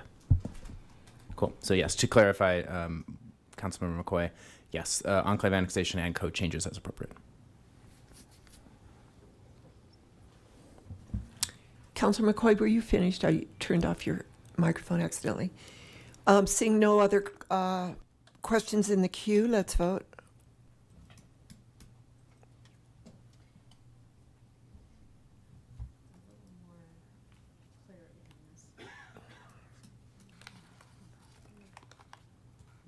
That passes 6-1 with Councilor Christ opposing.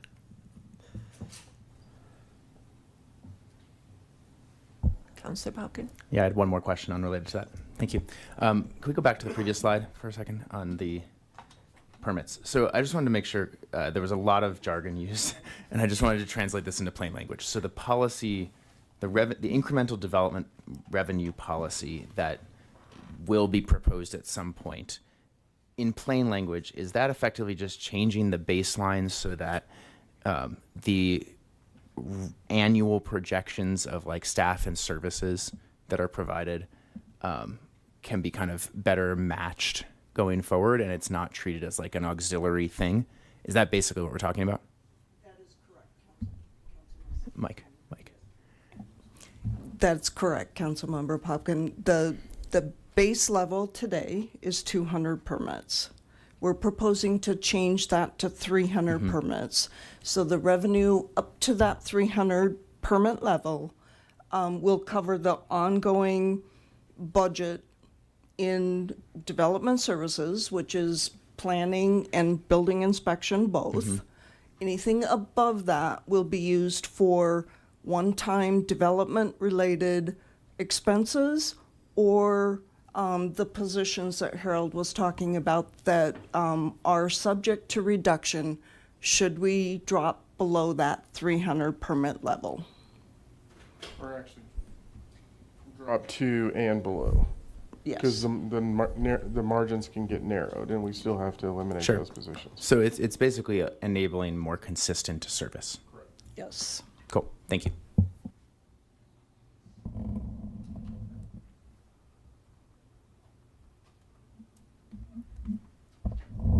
All right, so just to summarize what Teresa went over on revenues, the 2026 proposed budget uses projects 476.3 million of revenues. The chart on the left side just shows you what makes up this revenue. So 47% of that is charges for services, 31% is tax, and then 9%, those are the top three categories, is coming from contribution from fund balance. The chart on the right, that's just the 2026 sales and use tax, which is part of that 31% tax increase. And the proposed use of these funds, we are projecting $520.2 million in expenses. The major funds that make up the total expense budget are on the top left chart. So you see the amount and the percentage by fund. Out of this $520 million, the 37% of that is going towards personnel costs. 38% is going to operating and maintenance. We have 9% going to non-operating, and then 17% of that is capital. So 93.2 million of that is capital improvement programs. You can kind of see the breakout of the different categories and different project types that will be funded or we're proposing to fund with that 93.2. Transportation was cut off there, but it makes up 41% of that budget. So when we look at the bottom left category and we look at what goes to personnel expenses, operating and maintenance, non-operating and capital, that's for all funds together. If you go in and you do that breakout for different funds, that percentage for personnel expenses will vary dramatically. So we're in excess of 73%, we're around 73, 75% in the general fund for personnel expenses. When you look at the electric fund, it's below 30% because so much of their budget is actually what they pay for power directly to PRPA. So I wanted to just give that context to council is each one of these funds will have a different mix in terms of how much is going to personnel expenses. So can I ask a question? Sure. So going back to the last slide in the transportation, what does transportation involve? Because that looks like a huge part of the budget on the breakout of the right circle.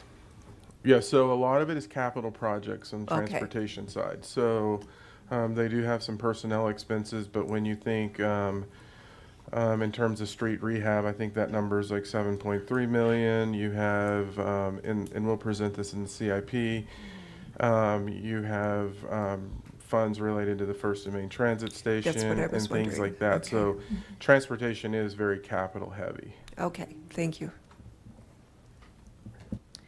And this is just a comparison of the 2025 adopted compared to the 2026 proposed budget. The funds that are listed here make up 90.6% of the total expense budget, so we just wanted to show the comparison for these.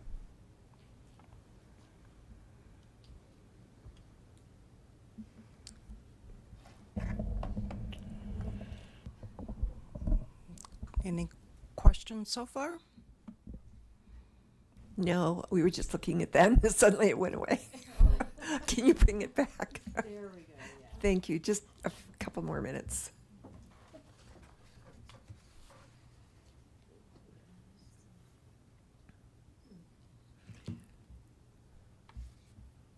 I see in a lot of these funds, we're actually spending more in 2026 than we did in 2025, even though we are working in a smaller budget. It's interesting. For example, the fleet fund, and that's we're purchasing vehicles. I understand that. Yep. Yeah, fleet fund is definitely vehicles. I think the enterprise funds, it is going to be the CIP. Okay. Yeah. Well, they're not, the funds aren't all experiencing the same headwinds. So if council will remember when we talked about the budget process, we really talked about what was impacting the general fund. So you have the adjustment to property tax, sales and use tax. And so even though it had those headwinds in, we still have additional funding, and then we have use of fund balance, but the margins are lower than they have been versus the enterprise funds. They have different revenue streams coming in, so they're going to look different in terms of what revenue versus expenses is turning out to be. Some of them have rate increases that have already been codified. Some have some that you're considering. So really the general fund and the funds that we talk about utilizing sales and use tax. So once again, open space, public safety, transportation, public improvement fund, and general fund, those are the ones that are experiencing the most difficulty in this budget process. Okay, and I think it's an important distinction as we try to sell this to the public. When they look at this same chart, they probably have some of those same, it jumps out at you, really. Right. So thank you for that. Yeah, Councilor Christ. Thank you, Mayor. So it looks like we're reducing the public safety fund a little bit again. If we increase to 300 units for the incremental development revenue, will some of that support the public Yes. safety? And is it enough to make up the difference, do you think? Or improve it even more? No, I don't think it is. No. There is no development revenue that goes to the public safety fund. Okay, so it's not going to It's support those positions. Predominantly sales and use tax Yeah. and some intergovernmental. We've got some slides to show you on the public safety fund. Yeah. Okay, I'll wait for that. Thank you. Other questions? Councilor Popkin? Yeah, just building off of Councilwoman Chris, the enclave annexation for the dispensaries that we just directed, though, that will increase the public safety fund, right? Correct, Great. because Yep. the sales tax on the number of dispensaries will increase. Great, thank you. And back to Councilmember Chris' question as we talk about public safety fund. Increased development does support all of those funds through sales and use tax. Shifting the IDR number doesn't necessarily support it, but there is a direct correlation between development and the funding that goes into these other funds. Through the building process. Okay, thank you.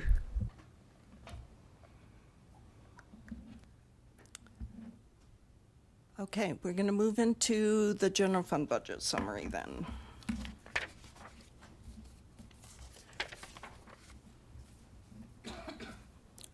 So the total general fund budget for 2026 is 131.16 million.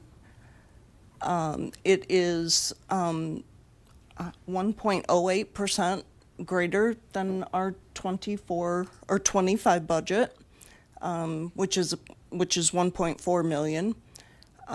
It is going to use 6.45 million of fund balance for one-time needs, and we will present one-time expenses in all funds in a future presentation. The ongoing general fund budget is 123.3 million, which is 3.6% greater than our current 25 adopted budget. So we're going to go through some changes in the ongoing revenues, and then we'll also touch on expenses. So our 25 ongoing revenues were at 119, just a little over 119 million. We do have some reductions in revenues that is about 2.6 million, and about 6.9 million of increases for an overall 26 ongoing revenue of 123.3 million. The major decreases in ongoing revenue is the biggest one is administrative transfer fees. And I need to kind of explain this one because you're also going to see on the expense side a decrease in the general fund expenses from moving utility billing out of the general fund. So we have moved the operations of utility billing completely out of the general fund into the utility billing CIS fund. Now that they're getting to the point of having implemented the new CIS system, it just makes sense to put the operations of that system, i.e. utility billing, in that fund as well. Utility billing is completely covered today through administrative transfer fees from the utilities that it's billing for: electric, water, sewer, storm. So because we're moving those expenses out of the general fund, we're going to see a very large decrease in the administrative transfer fee to support it. In the utility billing CIS fund, there will be transfers from those funds, the utility funds, into the UBCIS fund to support utility billing, but the general fund is now completely out of utility billing as a general fund program. There are also some utility billing. Let me jump in on this one. This is a good opportunity to kind of talk about what you will see in the general fund. So what's going to happen is you're going to actually see a decrease in headcount in the general fund because it's moving into the utility billing CIS fund. And so as you see us go through this budget and when we talk about headcount, there's going to be some unique pieces to it in that there are positions in the general fund that have dedicated revenue sources coming from other funds, or in the case of recreation, dedicated dollars that they have through their cost recovery work that can only be used for things like that. So there's nuances even in the general fund when we look at head count and what's actually funding those positions versus it just being general fund dollars that go to those positions. And so you'll see this in the budget. Yes. And then there are also some revenues that the utility billing process was generating. They are mainly shut off, reconnect fees associated with that whole process. Those are also being moved out of the general fund and into the UBCIS fund. So a reduction of $640,000 of revenue on the general fund side. There's the state marijuana tax, $204,000, essentially from going from the 10% share back to the 3%, down to 3% share back. We are also projecting a natural gas franchise of $100,000 reduction. It's that revenue is just very cyclical, and it's not coming in the way that we had projected that it would for 25. So, and we're projecting that to continue into 26. On the flip side, there is some pretty significant increases. Property tax of 3.8 million.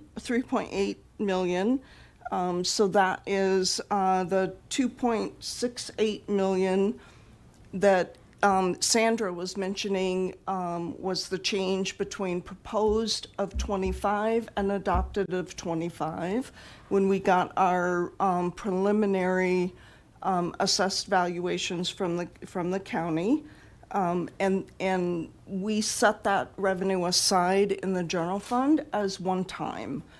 So we did not use it to cover ongoing. This year for 26, it is now available as ongoing revenue.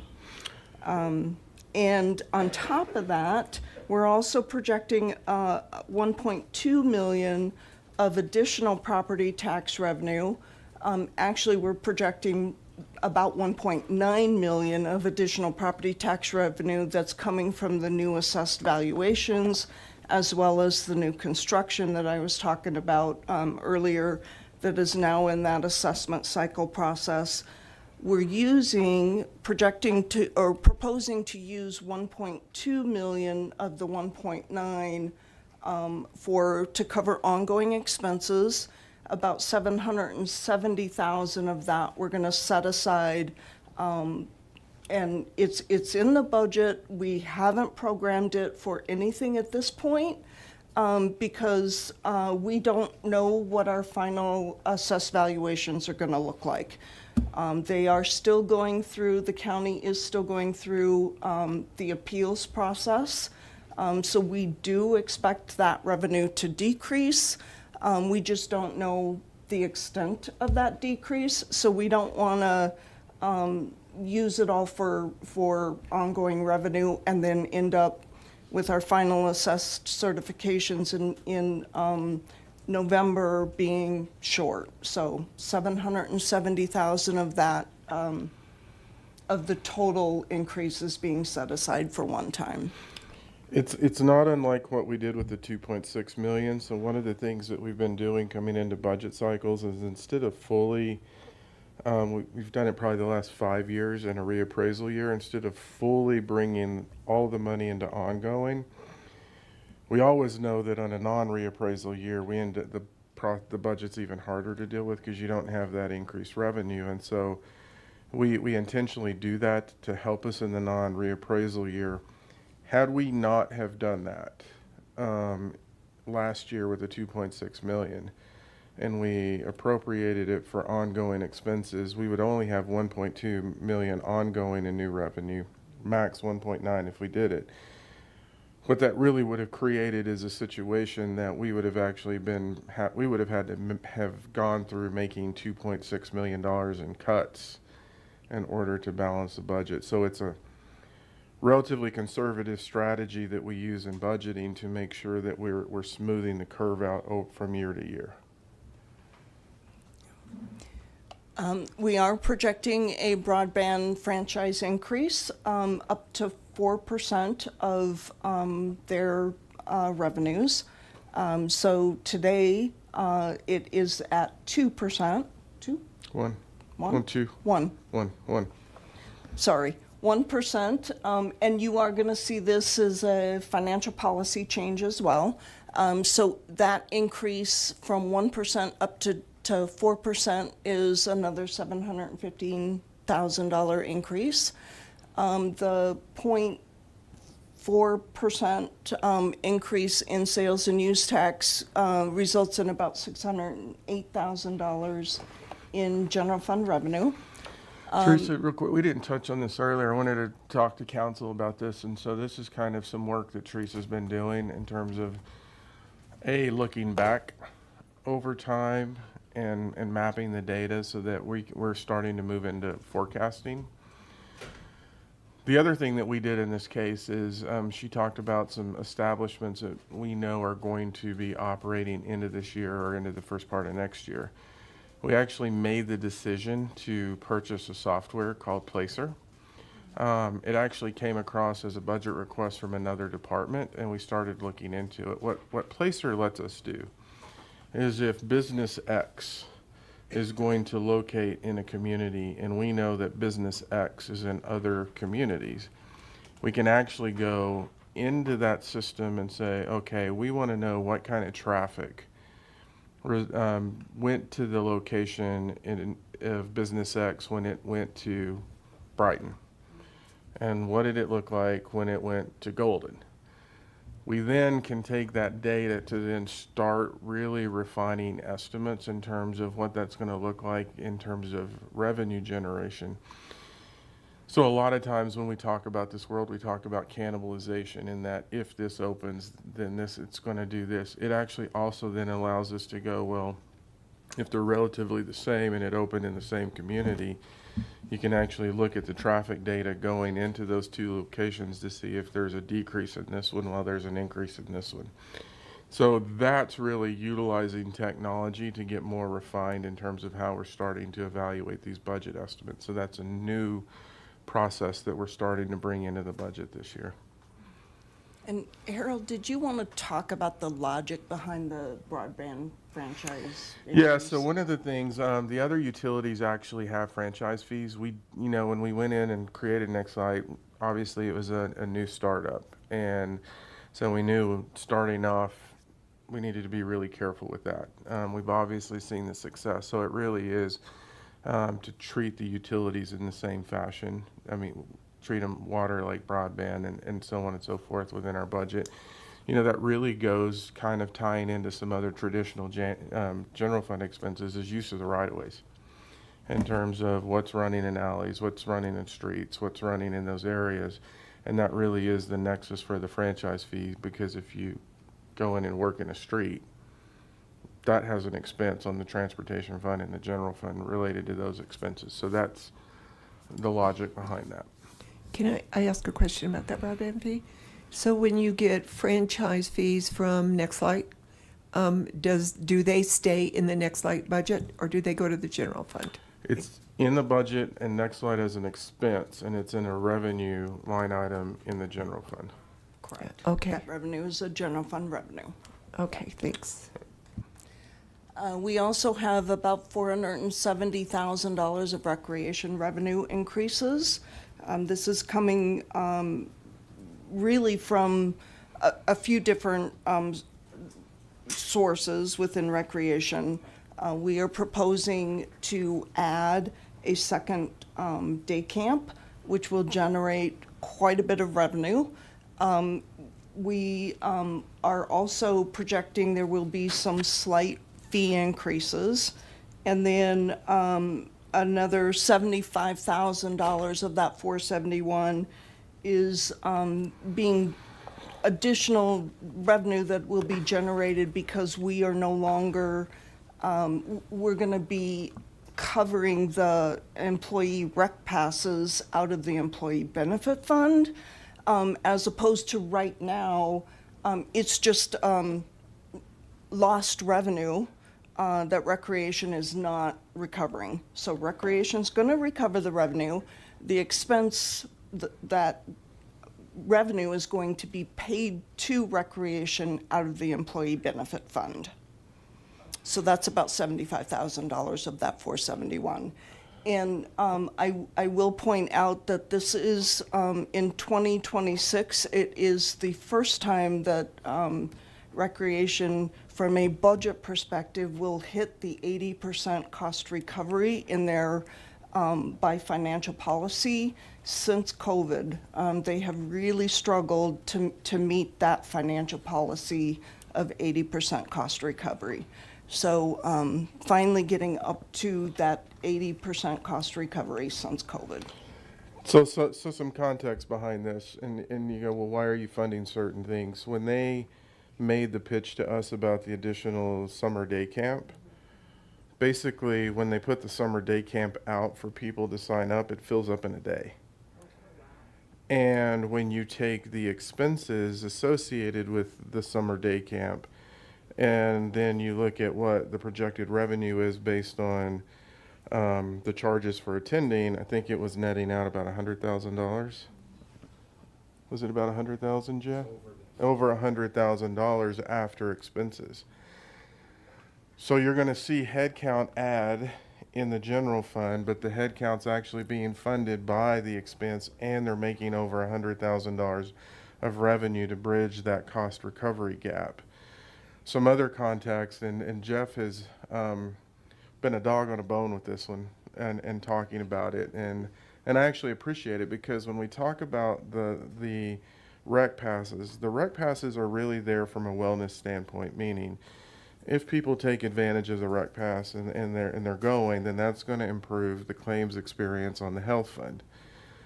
Well, historically, they've just been eating that cost, whereas if it was someone else that was buying it, they would have to pay the money. So we're actually paying the value of the rec passes out of the health and wellness fund, because that's the fund getting the benefit.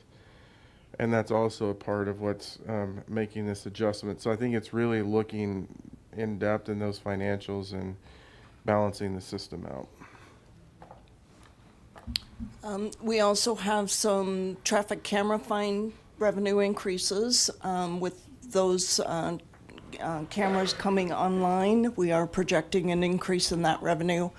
And then the electric franchise will also see an increase due to prior fee adjustments. I also want to give some context on the traffic camera fines. I know when we brought this out, everybody's like, well, it's a way to generate revenue. Does it generate revenue? Yes, it does. It really was a traffic safety issue that we were trying to deal with. The numbers we're using are just based on, we had a delay in implementation of the traffic cameras, but now as they're being implemented, I think one was on Mountain View maybe. In a couple of days, I think it was like a couple of days, 119 people that were going over 10 miles an hour on the speed limit. And so this is not us, this is just us responding to what we're seeing occur within the community. Ideally, we would make no revenue off of this because people aren't speeding and they're not running the red lights. I'll just hand you my paycheck. The reality is, well, and it's interesting, I would tell you, so I'm the victim of this in Fort Collins with my kids. They can't seem to figure out, and they keep getting hit by the same cameras, but it's starting to resonate in, we need to be careful. And so I think what it's telling us is we have a speeding problem and we have a red light problem, people running red lights. And that's really what this is about. I don't want it to get lost in a revenue conversation. We have problems. Okay, so moving on to the ongoing expense in the general fund. So starting with that same 2025 ongoing expense of 119, ongoing revenue, ongoing expenses balancing here. We have some reductions as well as some increases. And to get to our total 2026 ongoing expense of $123.3 million. So two major decreases make up the overall reduction that you saw on the previous slide. Of course, moving utility billing into the UBCIS fund, that's a $2 million reduction in our ongoing expenses. And then we've got two essentially development incentives that we have moved out of ongoing. And the first one is $130,000 that has been part of our ongoing budget for many, many, many years. That was for the final phase of the old Butterball turkey plant. That's just been in our ongoing budget, not being spent for several years. And so what we have done is remove it from the ongoing budget in 2026. We're going to have accounting reserve it as a reserved fund balance for when and if we do ever need it. We'll have it. No reason it was in ongoing. So I don't know, Harold, do you want to? Yeah, I think the simple way is we're almost treating it as one-time funds where we actually put it in a one-time funding category versus utilizing it as an ongoing, which sort of limits what we can do with the money. Yeah. And the second one is, that makes up the 662, is about $530,000 for the Smucker's business personal property tax that was in our ongoing budget. We are moving that to one time. So it is still in our 26 budget. It's just not ongoing. It's now one time. Just to give you a little bit of history on where we're at with the Smucker's business personal property tax, 2025 is year 6 of an 8-year incentive for their first phase of that development, and we're in year 2 of an 8-year incentive for phase 2. And the incentives were for the full 8-year incentive. The first 4 years was 100% rebate of all their business personal property tax, and 50% of the following 4 years. So 2025 is the first year that we have phase 2 at 100%, but phase 1 is now at 50% of a business personal property tax. That's around $530,000.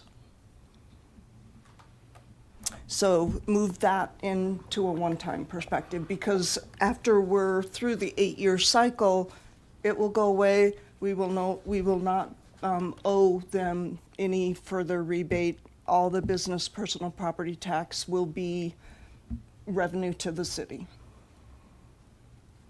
And to be clear, we didn't use any existing funding for that number. The funding's being generated by Smucker's. So had they not have come in, we would not have any of that money. I mean, it's connected to their investment. So I think sometimes people don't quite get how we structure these contracts. And so simply kind of what we say is, well, 100% is 0-0. So if they don't show up, even if we got 100% of it, we're not getting anything. So this is because of their investment, we're getting it and we get the money, and then over time where it moves into the ongoing budget. And then we have several increases in ongoing expenses in the general fund, over $1.9 million from level 1. Again, being driven by just cost increases in things that we really have no control over, contracts, utilities, those types of increases. We do have, I know Harold previously said that we were unable to fund any level 2. We did fund job audits, and that is the only thing that he had mentioned that we did fund from level 2. That was $113,000. dollars worth of job audits, several audits. It's multiple positions. So for those of you all that, again, managing jargon here, job audits are basically when we evaluate what somebody's doing, and then when we look at what is in their job description versus what they're doing, we're finding that there is a difference. And so then we're saying we have to fund those positions based on the work that they're doing. Correct, Joanne? And that really starts falling into like equal pay for equal work and how we look at those issues. So same person, it's just that the job description's changing. The complete list of the level 1 and level 2 ongoing for all funds was included in the budget document in the council comm, as well as in the budget message. There is a link that will take you directly to that section of the budget document if you want to look at all of the level 1 and level 2. We also are seeing or have an increase in the level of human service agency funding. This comes from the increase in the property tax of 1.2, really 1.9, because it is calculated on the full property tax increase, as well as the increase from the franchise fees and the sales and use tax. So that is seeing a bump for 26. Another shift in staffing that we made in the 2026 budget is to take all of the communication staff that had previously been paid for directly out of the utility funds. We are kind of doing the opposite of what we did with utility billing. We are moving them into the general fund, and they are then offset by an administrative transfer fee. So that's an increase of $604,000. Fleet lease is a very significant increase for us for 2026. And this is really being driven by the take-home car program for public safety. And the reason that we're seeing such a significant increase in 26 is because of the plan was to purchase. We funded them over a 3-year period. They were intended to be purchased over that 3-year period. And had that actually happened, this increase would not be as significant as it is. But because of supply chain issues mainly, those vehicles were not purchased as we had originally planned. Most of the purchases for those vehicles happened towards the tail end of last year and even into the first part of this year. And so since those vehicles were not actually in service until this year, essentially, the O&M and depreciation did not start until those vehicles get put into service. So that 1.2 million is really hitting us all in 1 year, whereas we had originally planned it to hit us over a 3-year period. So that was a huge increase for us this year, or for next year. The other, Harold had talked about the kind of flip-flop that we did between the general fund and the public safety fund to help balance the public safety fund. We took 11 higher step police officers out of the public safety fund, moved them to the general fund, and did the opposite. We took 11 lower step officers out of the general fund and moved them to the public safety fund. So no change in total FTE between the funds. We're just kind of shifting higher for lower step positions to help budget that public safety fund. That was about $445,000. And then the biggest increase, $2.5 million for collective bargaining pay increases. This is year 2026 is year 2 of their 2-year contract that guaranteed them a roughly 3.25% increase. And it really is just getting them up to market. They had gotten quite far behind market when we had the prior 3-year agreement. Market just moved faster than the pay increases that they were guaranteed in those 3 years. So this is bringing them up to market. So the collective bargaining, is that both fire and police? It is both. Okay, Yes, thanks. this 2.5 is both. Okay. As well as the new RHS plan that they negotiated for last year, that continues that, and year 2 of a 2-year 457 contribution for fire. That is included in that $2.5 million as well. And it's not, I mean, it's police and fire primarily. Dispatchers are also covered by the collective bargaining agreement. Yep. There is some CSOs that are included in the agreement. So the bulk of them are certified police and fire, but there are other groups in that agreement. Okay, so that is really the general fund at a high level. I'll stop there before I move into the general fund balance. Any if there's questions or comments? Looks like we're good. Okay. You're explaining it very Just well. Quickly want to talk about our general fund reserve policy. This is where we're at for 2025, both from a policy target as well as our current funded reserves. Tabor, the essentially unused portion of the general fund balance, and unused merely because Tabor requires, if you have to use this for an emergency, you have to replenish it by year end. So it's at $7.1 million, it's essentially an untouchable reserve because there is no way we could replenish that by year end. And then the second component is just an 8% emergency reserve.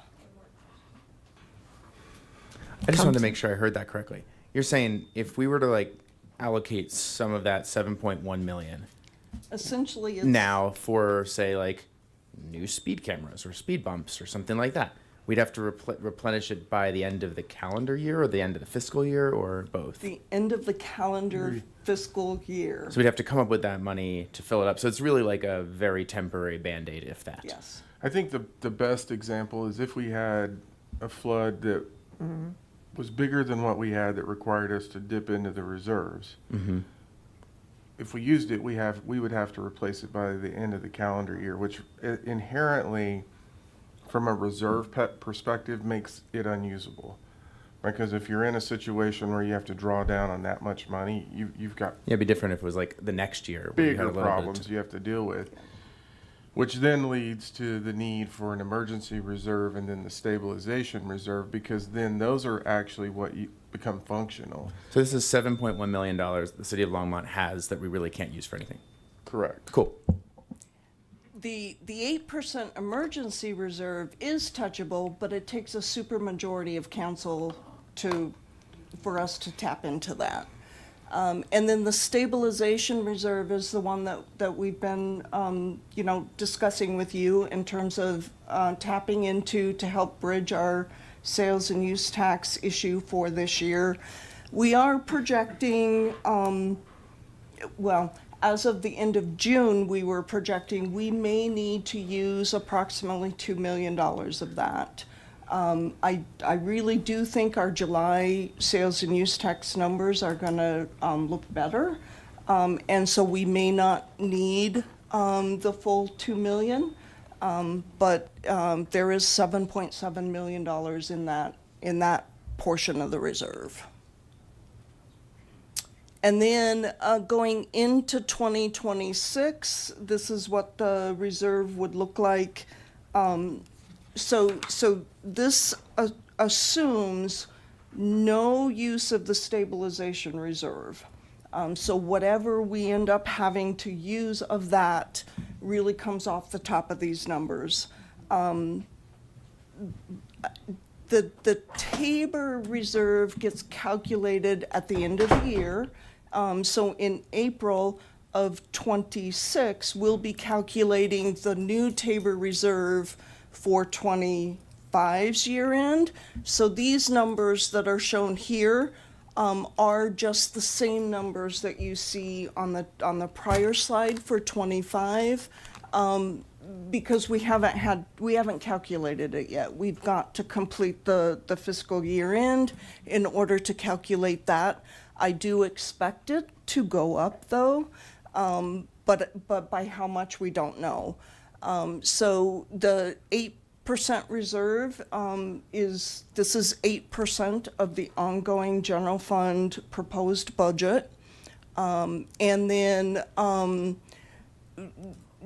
we have not in as part of the budget, we have set aside $3.5 million of fund balance from our fiscal year '24 year end that we will contribute to. It'll help fund the increase in the Tabor reserve. It'll help fund the increase in the 8% emergency reserve, and then we're projecting, assuming we don't need to use any of the stabilization reserve, with that 3.5 million, we could get a stabilization reserve that is fully funded at the 8% level. So again, assuming no use of stabilization reserves, we could be going into '26 with a completely fully funded general fund reserves at the highest level for the first time. So I have a question. This brings me back to the RTD reserves. Why are we needing to fund them 100%? Well, that is our financial policy. Okay.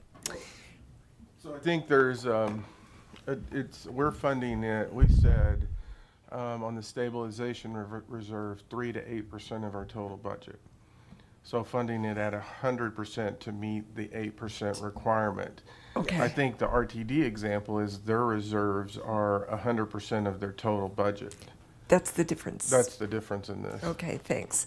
I do have another question though, and this is, do we not have, at one time, the city had their own in-house financed health plan?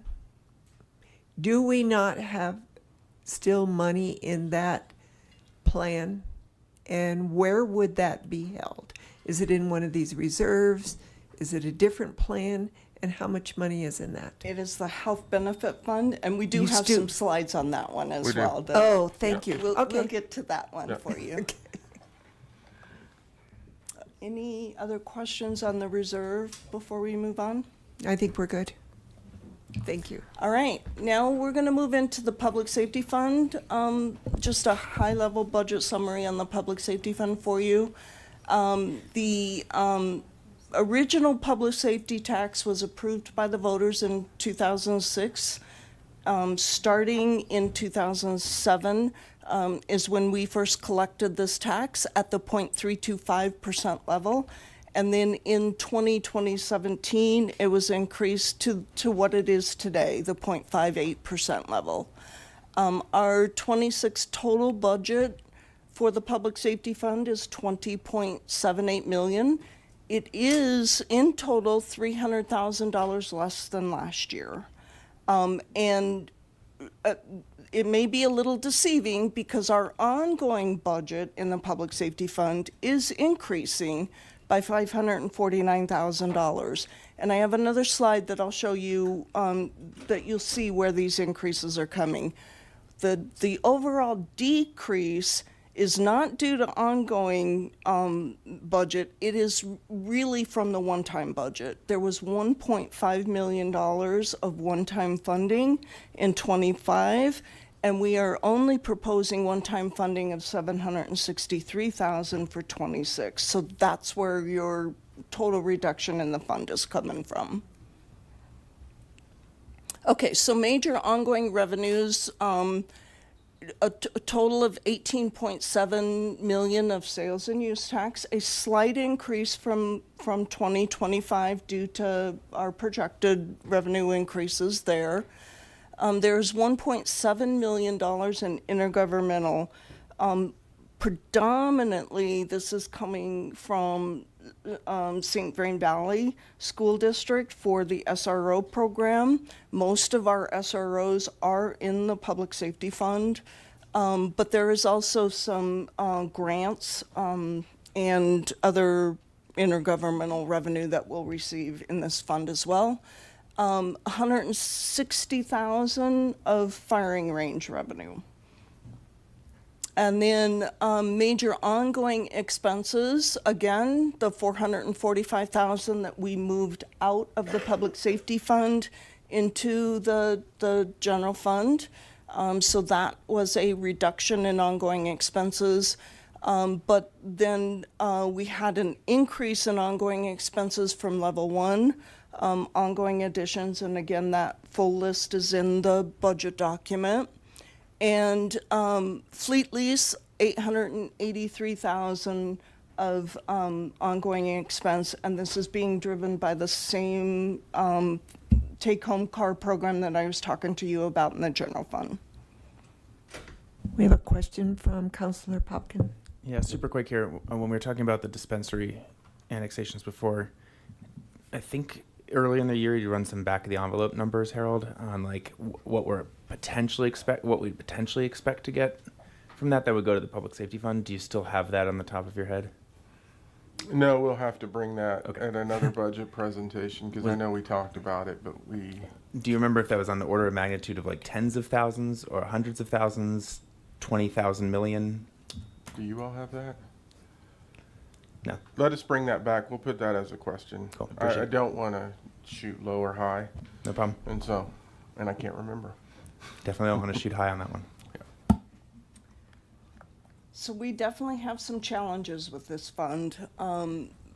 As we've mentioned, the main revenue is sales and use tax, and so this fund is really tied to the health of the economy, and more so than probably any other fund that we have, other than the Public Improvement Fund.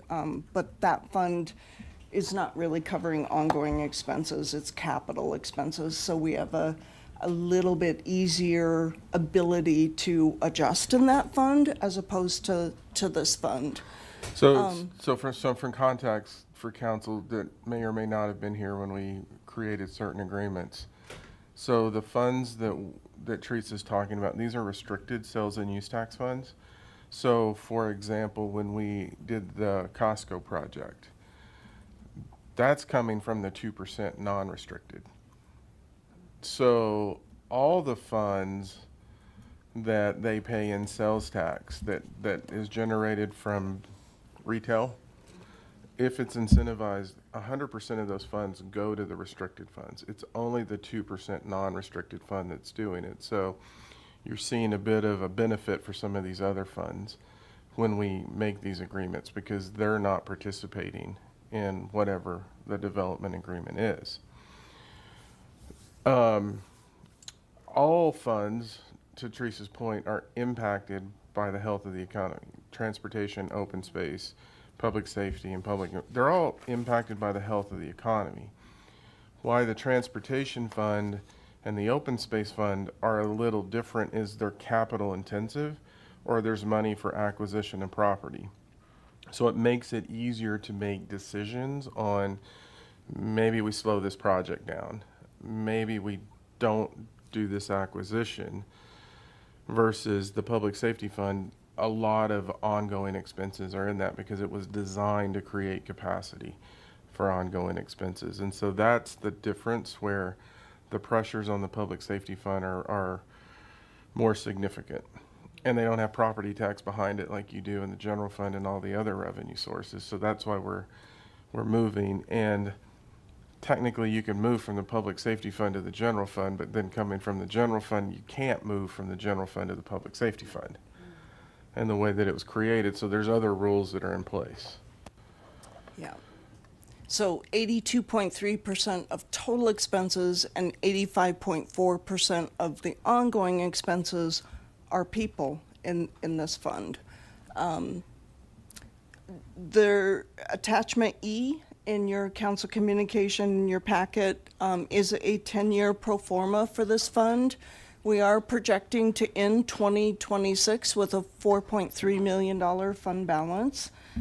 So we have been drawing down on that fund balance predominantly to fund additional unexpected costs for safety and justice rehab. Those were additional appropriations that you all approved 24 and then into 25 has drawn down on that fund balance.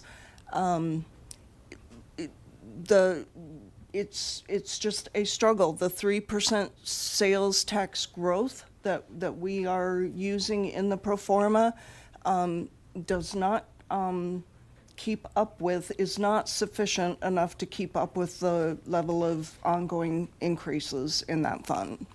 So this fund is definitely a challenge for us.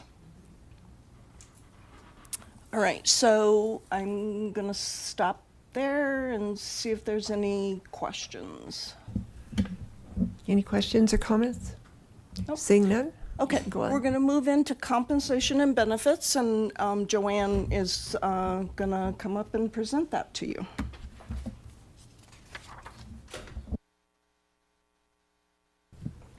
So, good evening, Mayor and Council. Joanne Zias, Chief Human Resources Officer.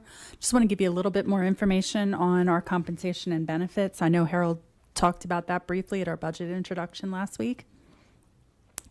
This is our compensation philosophy, and it has been this way for quite some time. Our philosophy is that we're going to strive to pay competitive prevailing market rates, and that's to make sure that we're doing wisely with taxpayer dollars, but that we're also making sure that we're able to attract and retain qualified staff to get our projects done and to provide services. In 2017, we made a philosophy change to pay at 102% of market. And that came as a result of taking a look at cities near us. And what we found is that we were similarly staffed, but we were providing a lot more services than those cities. So if you think about things like sanitation or library services or NextLight and those types of things, we were not accounting for those additional services when we were looking at our staffing levels. And so we do ask our staff to do more with less. And so that 102 was an acknowledgement of that in some small way. In taking a look at our philosophy applied to 2000 in applying it to 2026, our recommendation is to pay at 101. So our goal is still going to be 102, but to make sure that we're able to balance our budget, 101 is where we're at this point. That is a bit of an increase because we were not able to do that in 2025. We were still working our way through a salary survey, and we had us set it 100% last year. We also just took a look at our benchmark data. We had completed the salary survey last year, and that was a two-part survey because of the fact that we were working through some of the data needs. We do have the data all there, so all we did is update it this year. We updated our midpoints to make sure that we had all of our current midpoints correct. If it was below the target range, we increased it. If it was above the target range, then we did decrease that target range. This is some information about where our municipal positions are. So we really try to take a look for primarily municipal positions at the market near us. And so we look at cities that are a little bit smaller than us, a little bit larger than us, and bring those in and make that the market. For positions that have private data, then we also incorporate private data. Pay factors is the primary data piece that we use for our municipal information. And we do have all of our cities participating in that, so we are able to get it. And where applicable, we do incorporate that private data. This slide talks about where that private data comes from. We do use a Mercer database, we use Willis Tower Swanson, we do use pay factors, and we use Mercer as a healthcare survey for applicable positions. So we make sure that we're going to the data that's going to be the most appropriate for those roles. And we actually go position by position and say, what is the benchmark for this position? And we establish the benchmark job by job. So Joanne, I don't know if you mentioned this, pay factors is an interesting shift for us because historically we'd use mountain states and the participation by cities was varied at best. The distinction in pay factors is most of the cities in the metro area, I believe, are now utilizing pay factors. Correct. And so we're getting really good data sets from all of the cities in the metro area in the Front Range. Yeah, what we were seeing in the past is that you would have years that certain cities would participate and then other years that they would not. And so the data would go up and down depending on who happened to answer it that year, whereas pay factors is normalized for us. If we have anything with national data, then we are putting a geographical differential on that. We do use 10% for that because what we're finding is that our compensation for the state of Colorado and the Denver Boulder area is requiring that to make sure that we're at the local rate as opposed to being at the national rate and too low. We do match to the 50th percentile of the market, so we're always looking at the range. We're not looking at individual salaries, except in a few individual cases where we need to do that. Does council, when we talk about 50th percentile, is that clear what we're saying for everyone? Okay, for the public, what that means is we basically take the low to the high, we average the number, and the number that comes out in the middle is how we're establishing market. So we typically pay average. I mean, and it's a way to translate the 50th percentile. So we're not the lowest, we're not the highest. We're right in the middle of the market. Yep, and we're looking at pay ranges as opposed Right. to looking at anyone's individual salaries. For our non-bargaining positions, what we've found this year, and this is the first time that we've actually found this, after doing the salary survey, we were pretty aligned with market in many positions. And so what we do have is some positions, about a third of our positions, that have an increase in their salary range. We also have a significant amount that have stayed the same, or the range has actually not gone up as we had projected, so we needed to bring that range down a little bit. And so with that, we're not really recommending any additional market movement this year. What we're going to recommend is that we move up to 101%, but we're not changing that data to make it higher to account for next year. We're also recommending that we continue the exceptional pay budget. That is a year-by-year dollar amount that individuals earn. They are recommended for that. We review those on an individual basis, and then they're awarded that for the next year. It does not continue on to the next year unless they earn it again that following year. For special positions, and this is the collective bargaining positions, Teresa talked about this a little bit. We are in our second year of a 2-year CBA, and so with that collective bargaining agreement, we're just recommending that we continue those agreed upon rates. With LPC, those are step positions, so we do keep those on a step structure. Those are really the only positions we do that outside of collective bargaining, and the reason we do that is because that is what the market is. And so to make sure that we're competitive and we're able to move people through that learning and through those experience levels, we keep them on step.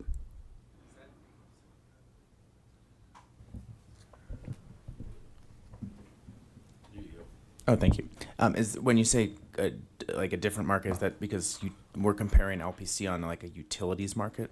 Yes. There, so they're just like a different grouping altogether, basically, of a comparison. Not altogether. This is the step position is for the line people, and because that is where that is the market, they move on a step basis. So not holistic to LPC, but the lines people. Cool. Thank you.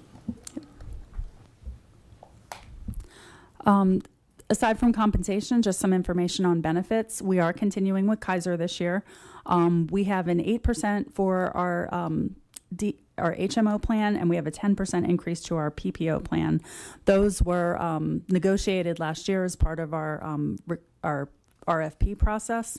And given our experience rates, we did have a rate cap, and we're utilizing that rate cap. So we are not making any plan changes for 26. We do have a rate cap offered for 27. We will see if we use that, just depending on if there are other options for our health care. For our vision care, we have been with VSP for quite some time. We actually were able to get a decrease on this. And so it is going down by 8.9% for exams and 11% for exam and material.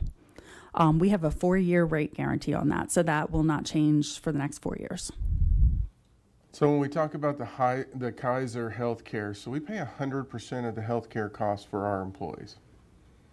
Where the increase shows itself is when you're, I think it's employee and spouse and employee and family.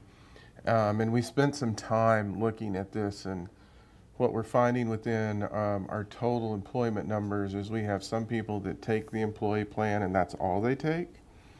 Some people don't take the employee plan. Some people are on employee and spouse, and some people are on employee and family. So when we started looking at this, I think in the past we have used the health fund to manage some of that cost, but what we realized is there's a large number of people that don't have family and spouse on it, which means if we were to do that, then what do we do for them? And so we held true to the increase. So on the employee side, we pay that cost, and that cost on the DHMO is what we pay. If you choose the PPO plan, then you get the value of the DHMO and then you pay the difference. So what fund does that come out of? General? Health fund.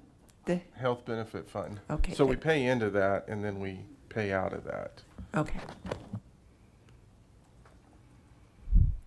We have Delta Dental for our dental care. We do not have a rate increase for that, and we're in year 2 of a 2-year rate guarantee. So we'll see what that looks like next year. For Mines and Associates, we were able to get a flat renewal, and they've been doing a really great job with our EAP, so we are going to continue to provide our EAP services through them.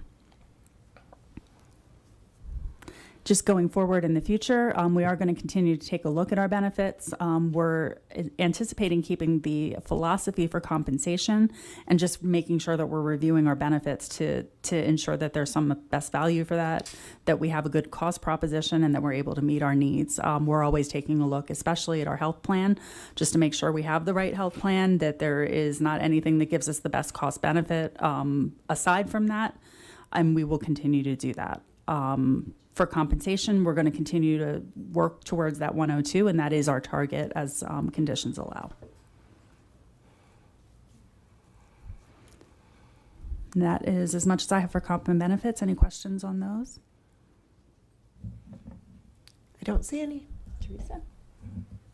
All right, we're going to move into the pension plans then. So starting with the old hire fire and old hire police plans. These are closed plans, not very many members and or beneficiaries remaining in these plans.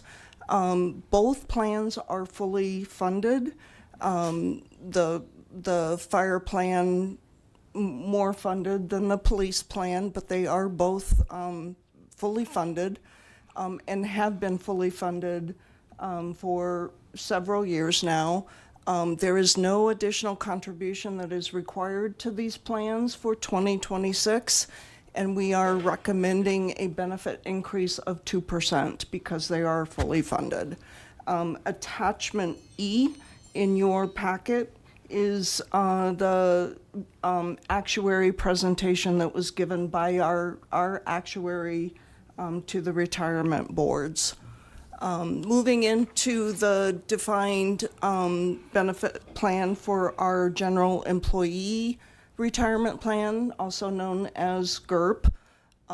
This plan has quite a bit of history in the council communication that we went through.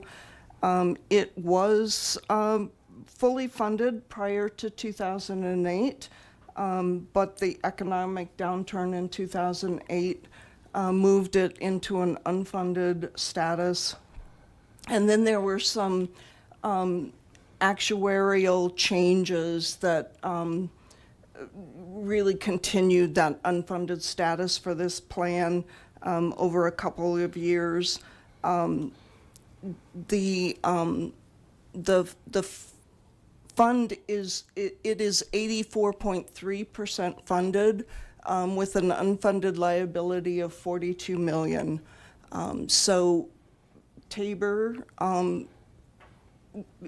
really Tabor dictates that we cannot give a pay increase to the retirees because this is an unfunded plan.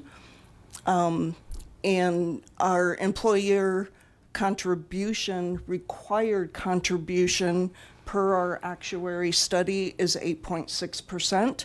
However, in our 2025 budget, we had been contributing 9.4%.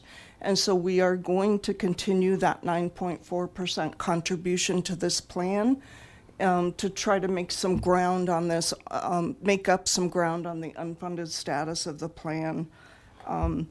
The city has, over prior years, has made some additional one-time contributions to this fund from the Employee Benefit Fund, which is had and still does have, and you'll see that in a little bit, a pretty healthy fund balance. And so we have been able to make contributions, transfers from that fund into this fund to try to really make some ground on that unfunded status. The actuary is projecting that this plan will not reach a fully funded status until 2044. So quite a number of years before they are projecting that it will be at a fully funded status again. So, context on this, you see some of our retirement funds over 100%. You see this one at 84.3%. If you look at different state funding systems, they're in different places. I think for context, I'm looking at Para. Their funding status is 69.2%. So it gives you a sense, 08 really hit a lot of pension 84% funds. is really good. So, I mean, when you're looking at this number, 84% is good. There are some public systems that are over 100. It depends on the structure of that. Yeah. So in addition to those plans, the police and fire retirement plans in 2022, both police and fire did negotiate to move back to FPPA, to their pension system. And although it was optional, not all police and fire employees chose to move back to an FPPA plan. So that first, the city defined contribution plan is the city's plan that all police and fire were in prior to the move back to FPPA. And we do still have a fair number of both police and fire in that city plan. And then several of the employees did move to one of the three FPPA plans. All new hire police and or fire employees are going into the FPPA defined benefit plan. So our city defined contribution plan is also a closed plan. No new members are becoming in that plan. They are all in the FPPA defined benefit plan. And FPPA does really dictate what the rates will be for those plans. Our city defined contribution plan contribution remains the same at 12.10%. That's what it is today. The two Two of the plans for FPPA had a slight increase, and that is for the reentry employees and the post-21 employees. So slight increases in contribution rates for those two plans. The hybrid plan is the same as it is today. So those are the rates that we had to budget for the city's share of these retirement plans. Okay, so onto the health benefit fund then.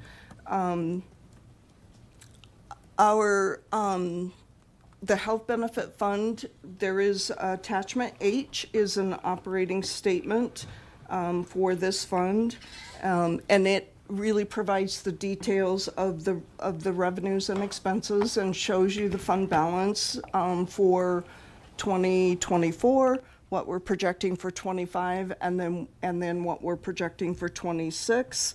The council column also has some history of this fund over the past few years, but basically our 2026 proposed budget does include those increases that Joanne was just speaking about in terms of the Kaiser increases. The city contributions to the employee, the health benefit fund remain at 14.5%. That is sufficient to continue to fully fund that fund and cover all of the expenses. And there are some additional costs beyond the actual benefit, the provision of health benefits that this fund covers. It also includes the life insurance and long-term disability, as well as EAP that Joanne was speaking about. And then in addition to that, this fund has been covering, as Harold mentioned earlier, the wellness incentive for employees. It has been and continues to cover police and fire physicals.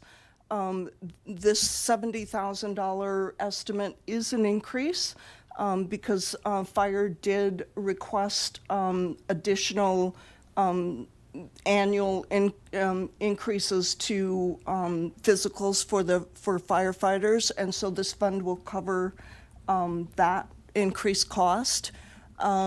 Public safety counseling program, this is currently being covered by a grant.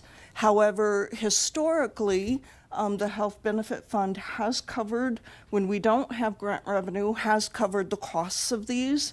So we are projecting about $90,000 to come from this fund if we don't receive grants that will cover this. So that's kind of just a placeholder just in case we need it. There's the employee rec pass that I was talking about earlier. We'll be covering that expense from this fund. And then a new program that is actually started this year that I'm going to have Harold speak a little bit more about because he knows about this program better than I do. Yeah, so the Sigma Tactical Program is something that we actually learned about from our public safety team.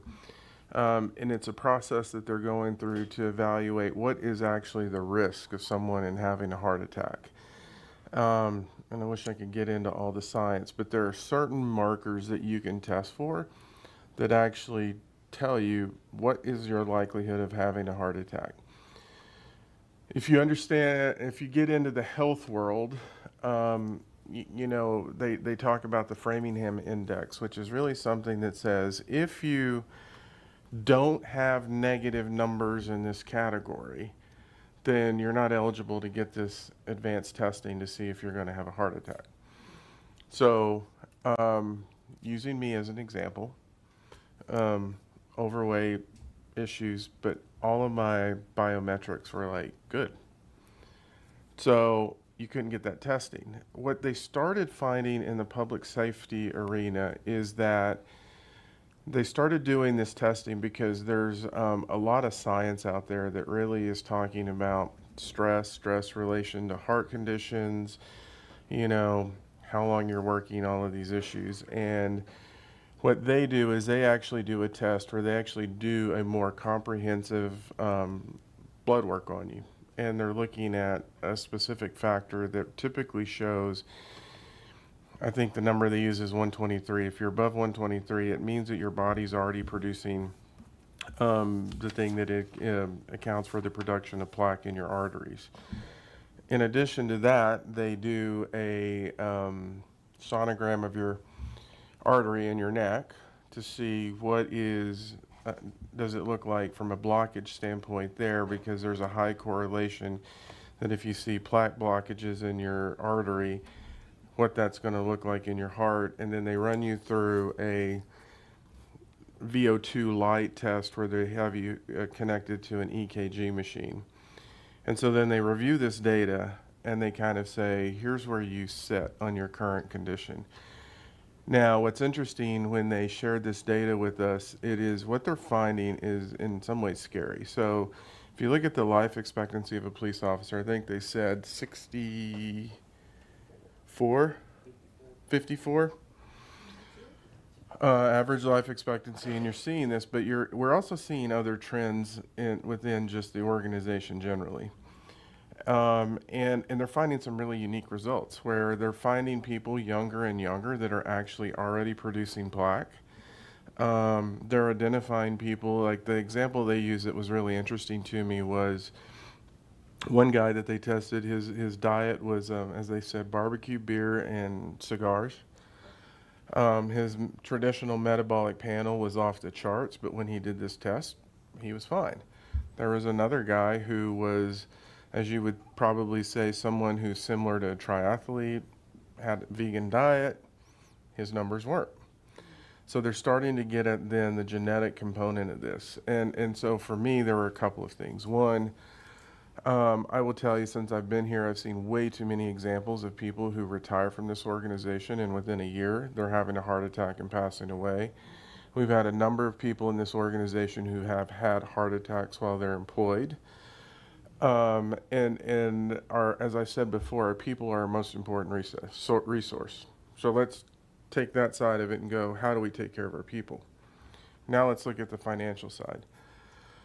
One serious heart attack, like significant heart condition, where people end up in the ICU, can very quickly exceed $1 million.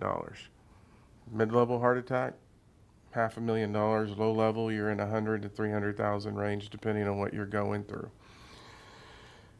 If we can get ahead of this early, both there's the human element to what we're trying to do for our staff members to say, hey, we want to make sure we're giving you opportunities to take care of yourself.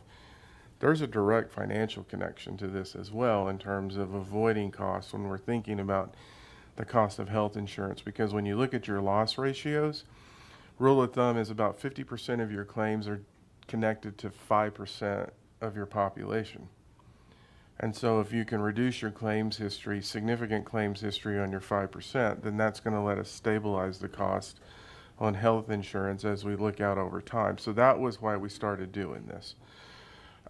Even to the point where we're saying if your spouse is on it, they have to pay for it, but you can sign up for this.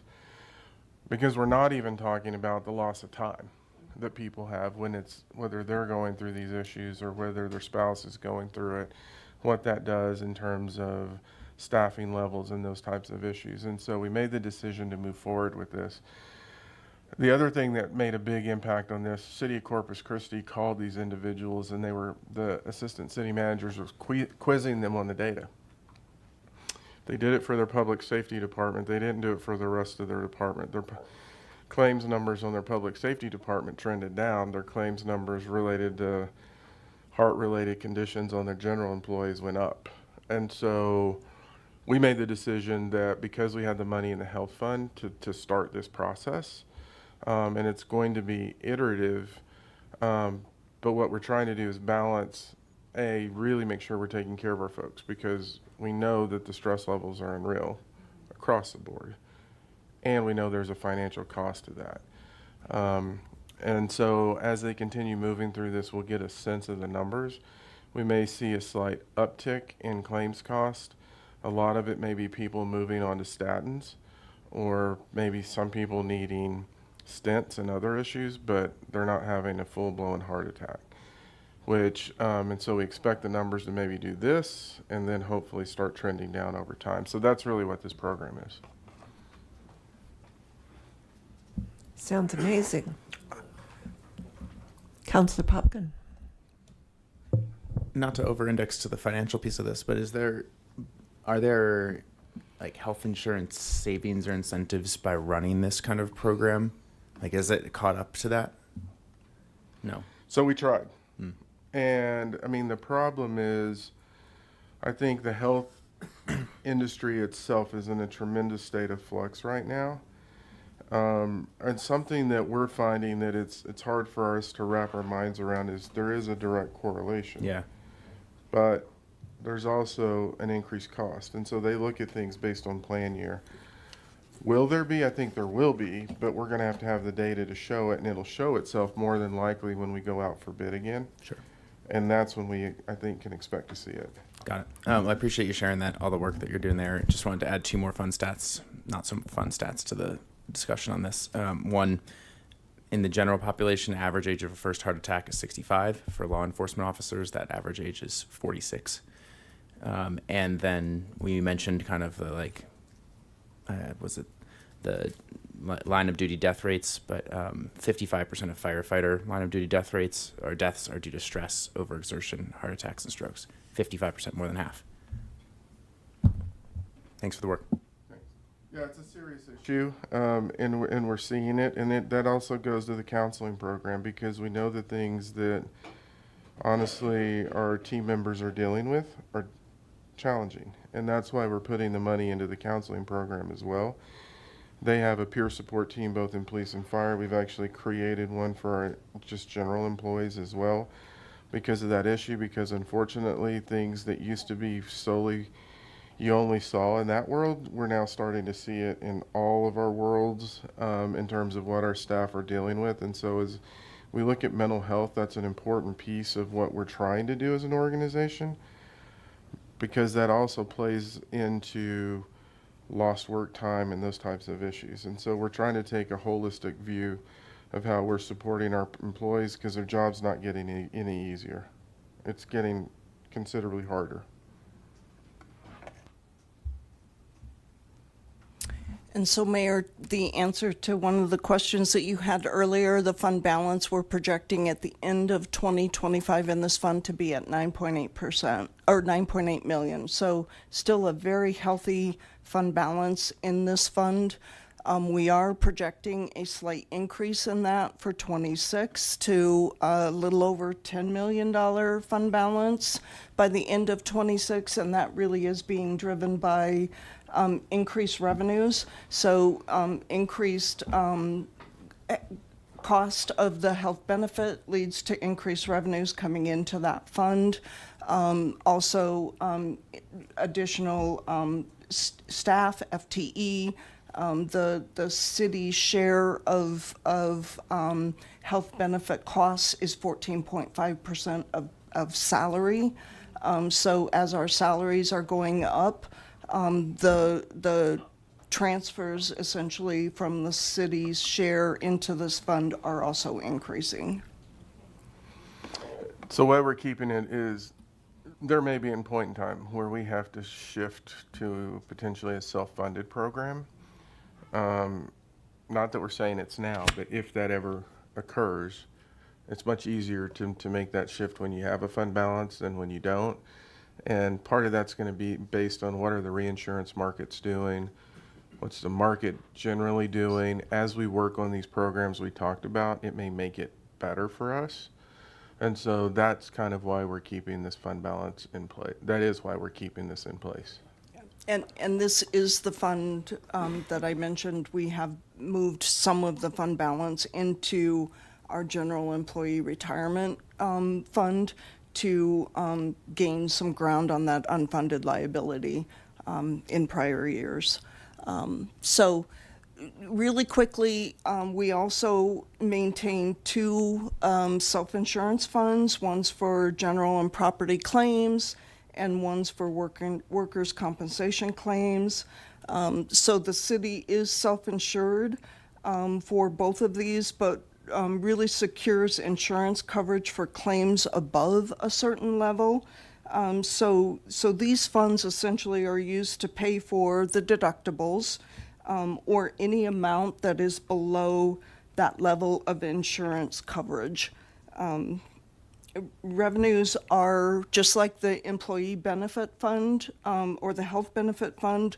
The revenue to these funds are transfers from the major operating funds of the city.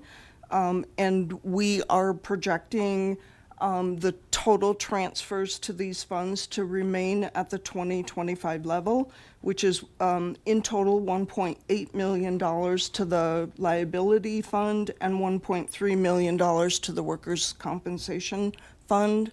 Both of these funds did end 2024 with pretty healthy fund balances as well. Thank you for that. Questions before we Any other move on questions? to unfunded needs? Seeing none, we'll keep going. Okay. So this is kind of the last major topic that we wanted to discuss with you, and it is a pretty lengthy topic here. As we've mentioned, we were unable to fund any level 2 ongoing in the general fund or the public safety fund outside of those job audits. And so there are some pretty significant unfunded needs in several of our areas in the general fund. Those include senior services, children, youth, and families, the library, human service agency funding, as well as parks and natural resources, the museum, and public safety. We're going to hear from some staff tonight, particularly in that community enrichment area and public safety. But I think Harold wanted to touch on some of these areas before we move into those presentations. Yeah, Mayor, Council, I think you all have heard, whether we're talking about early childhood education or senior services and library and health and human services, those are conversations we've been bringing to you all. The board has been making recommendations on that. So today, for the sake of time, what we really wanted to talk about is what you haven't heard as we're heading into this budget. By no means do I want to diminish what the challenges are that we're having in these other areas. You know, on the senior service side that our time for folks to get appointments for services have actually increased, and then we brought it in, and now it's increasing again, and so we're seeing more needs within our community. Seeing very similar issues with children, youth, and family services and what they need. And then obviously the library has been a topic of conversation for a number of years. So you will see in the level 2 requests that we weren't able to fund the requests that they were putting into the system. Human Service Agency funding is one that I would say is becoming a much more significant issue for us. You know, we were at 1.2%. We moved from 2% of revenues over the last 7 years. Up to 3%. Moved it to 3%. So we've been putting more money in through the budget process. But what we're really seeing in the Human Service Agency arena is a lot of need. And a lot of need because of what's happening with within the economy generally. We're seeing the changes to federal funding, impacts to state budgets, and then that impacting county budgets, where we're seeing actually significant decreases in funding that typically was supporting these human service agency groups. Christina brought you all some options because of the chaos. We put something in the council communication saying we might want to wait to make any adjustments this year. Just because of the uncertainty. And what we're really seeing is, we're seeing of the human service agencies that exist, we're seeing more of them that didn't need funding from this arena. We're seeing that increase. We're seeing more nonprofits that are now requesting assistance. So the demand is outpacing the revenues that we have. And so because we talked about those 4 bullet points, we're not going to spend time today If council wants us to spend more time today, we can bring that back at a future session, but we do want to talk about public safety and community enrichment because we haven't gone in depth on those like we have in some of the other areas. And really quickly, the last attachment in your packet tonight, attachment I, is a list of all the unfunded level 2 budget requests that are in the general fund that weren't funded in the general fund and the public safety fund. And just a quick note that any level 2 request that did not have a general fund or public safety fund component, so those level 2 requests, including positions in the utility funds or any of the other funds outside of general fund and public safety fund, were funded. So I'll turn it over to David.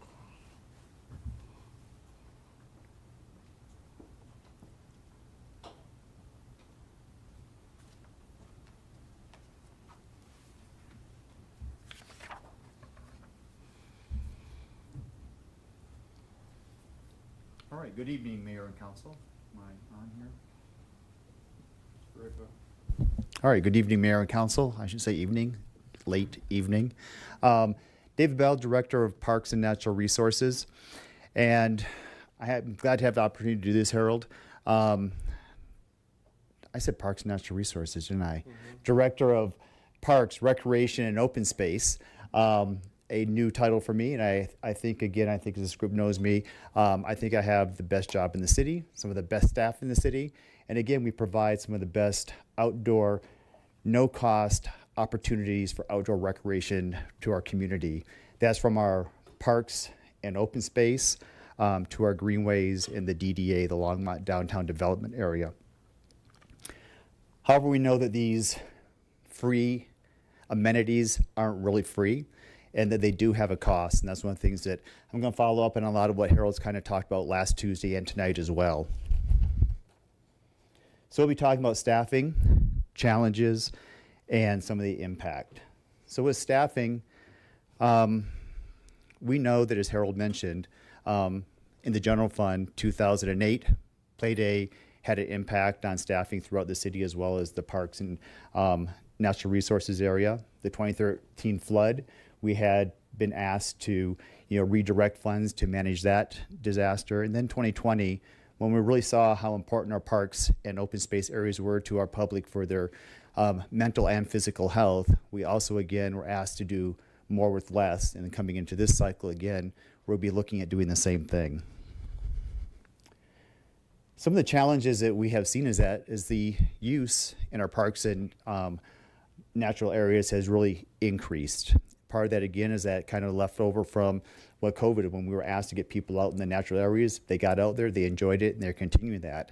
Another piece of that really is council directives on increasing attainable and affordable housing. As we look at building multi-unit housing, those places don't have, and those individuals don't have the backyard for the dog. They don't have the backyard for the kids to play in. They don't have the basketball hoop in the front yard. So our parks really become their backyard. So as we're building these places, we're definitely seeing that increase. I saw that in a ride along with our park technicians when the parks went over by the Walmart over on 119 there. He immediately saw almost a doubling in the trash collection in that area because those parks are getting used by those individuals that don't truly have that backyard. If we think about the parks as a backyard, we also think about our greenways and the DDA as really our front yard. It's kind of the way we invite people into the community. And the DDA and our streetscapes really become part of our driving force for our economics in the community too. So we have that link between our parks and DDA and a quality of life that actually lead to some of the economic drivers for our community. The impacts that we're really seeing is the fact that as we see this increase, we don't have the staffing increases. We will see, as Harold mentioned this before on Tuesday, that we will see a decrease in the level of service that we can provide our community. You all may recognize this as Roosevelt Park and think of it as one of our 150-year-old parks that have been part of our community for a long time and a reminder of how long we have to maintain these parks. But as our park technicians look at this, they see all those pink lines and those dots as irrigation systems, as signs, as flower beds, as shrubs. So not only are we seeing increasing in the number of parks, it has gone up now to 45 parks in natural areas, but also we're looking at over, I think it's 8,900 amenities within those parks that all have failure points and have to be maintained over time.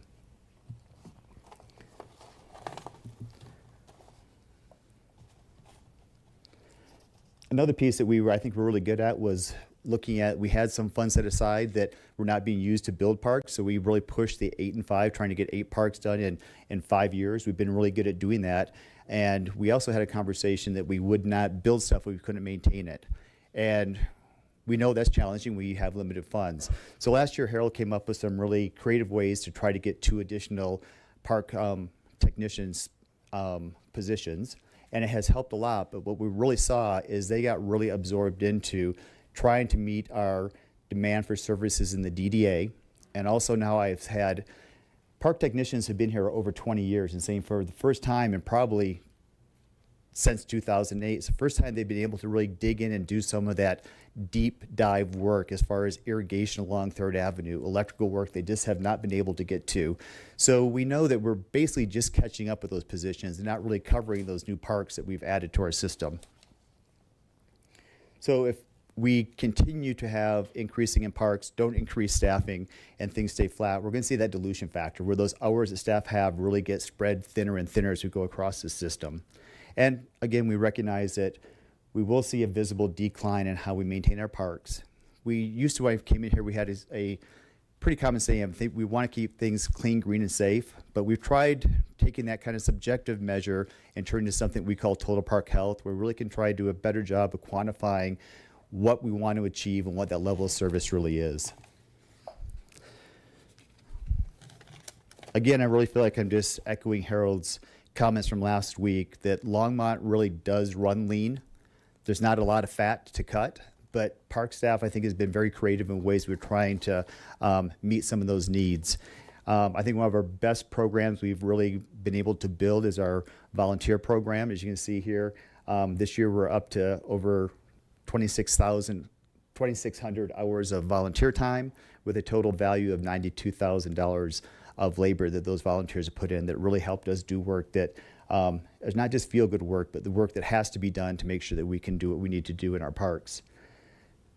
We've increased the way we do our processes to increase efficiency, everything from our work on the development services group to the way we manage our clocks and automate things. We've included robots in our system. You can see one of the robots up there that we now have out mowing Clover Meadow Park and Fox Meadow Park. In addition to that, I don't even have on here the fact that we actually have taken our development process and tried to streamline the way we're building our parks so that if we're building something, we're incorporating SEPTED, which is a way to help reduce crime in the parks so that it makes it easier to maintain graffiti and vandalism, and our public safety officers have an easier way to help manage that. Also, if we're going to build something, we're working with our parks operations staff to make sure that if we build it, it's easy to maintain. And then again, we've increased contracting. We're trying to find that balance on where contractors are good, where our staff's good, and how we really kind of balance that piece. It's a work in progress, and sometimes contractors are great, and other times they cost us more than they really are worth. And I'm going to go back again to what Harold said, though. In the final piece, there are just places where we need staff. We need that higher level of service. We need people to manage the contracts. We need people to run the volunteer programs. So we really do need people in this system as well. This chart is a little interesting. Again, as we're trying to do the total park health and looking at the top line that's kind of dropping down a little bit is the work orders that we're trying to get closed out. We're closing out less work orders, but we're seeing an increased call from the public on calls for service, and that could be the graffiti, it could be the weeds, it could be the places where we're just falling behind as we're doing those things. And we really are, probably if you average that, probably doing about the same amount of work, but a lot of that really is coming from a call for service from the public that they're noticing thing. Hopefully part of that, we're trying to make ourselves more available through our system that we reach out to the public and say, if you see things, let us know. So again, we're really trying to fine tune that data, but again, just that recognition that if we don't have staff to keep up with it, we're going to see that dilution of hours, and we're going to see probably more calls for services and less ability to close those work orders.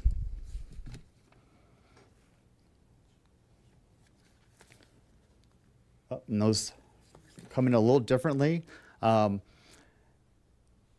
So you heard me talk a little bit about total park health and how we're looking to make some decisions.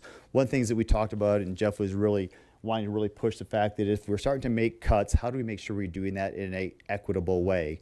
And I think if you just went back and looked at 2008 and 13 and 2020, we just stepped up and said we're going to take some cuts and make that happen where we needed to, and we would figure it out.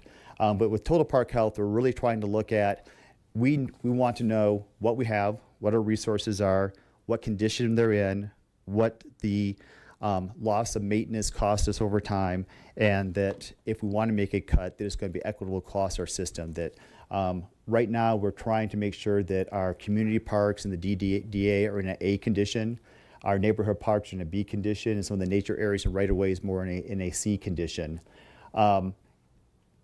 This tool gives council, Herod, and ourselves the ability to say, do we lower everything from our A's down to B's, B's to C's? Do we say that we want to keep our community parks and DDA at an A level and then reduce level in some of those other areas like medians and right-of-ways? These pictures are supposed to come a little bit differently. I apologize for not having looked at this in the presentation mode. But clean, green, and safe can mean a lot of things. Weeds are green. A restroom can be clean, but someplace you probably don't want to go into because it's just been aged over time and not been maintained, over time. It just has that kind of tired feeling that Jeff talks about. Roosevelt Rose Garden can look beautiful, but it can also have weeds. So we have we have some ability to build in things that we can make sure we're focusing on safety, making sure we're focusing on ability people to have enjoyable time in our community. But some of those pictures up there, if you see the weeds in the median, I fortunately had to go out to our neighbors to the east to find something at that level, but that's what they consider, a standard of care in their community. And again, we don't want to see that, but as we have to start making decisions on where we want to have these reductions in levels of service, we're going to have to prioritize those in how we manage our parks, natural resources, and our DDA. Harold, anything? Questions on parks? I don't see anything, so we're... All right, thank you, David.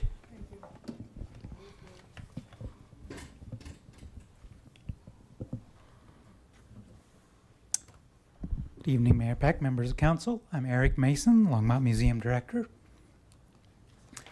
2024 and 2025 have been the best years yet at the Longmont Museum. Between two landmark exhibits, Lego and Picasso, and hundreds of complimentary programs, we achieved record attendance. Building on that success, we are currently renovating and expanding, and we are on schedule to open our new galleries in fall of 2026 with a brand new children's gallery, an expanded feature gallery, and a redeveloped history gallery. Knowing that the museum would only reopen in the galleries in fall of 26, we did not request a full year of staff to cover those spaces, only enough time to cover the months that they would be open, as well as a contractor to design our new history gallery. Less than $40,000 of additional funds in 2026. I will note in 2027, when the museum is open for a full year, the need for additional staff will grow.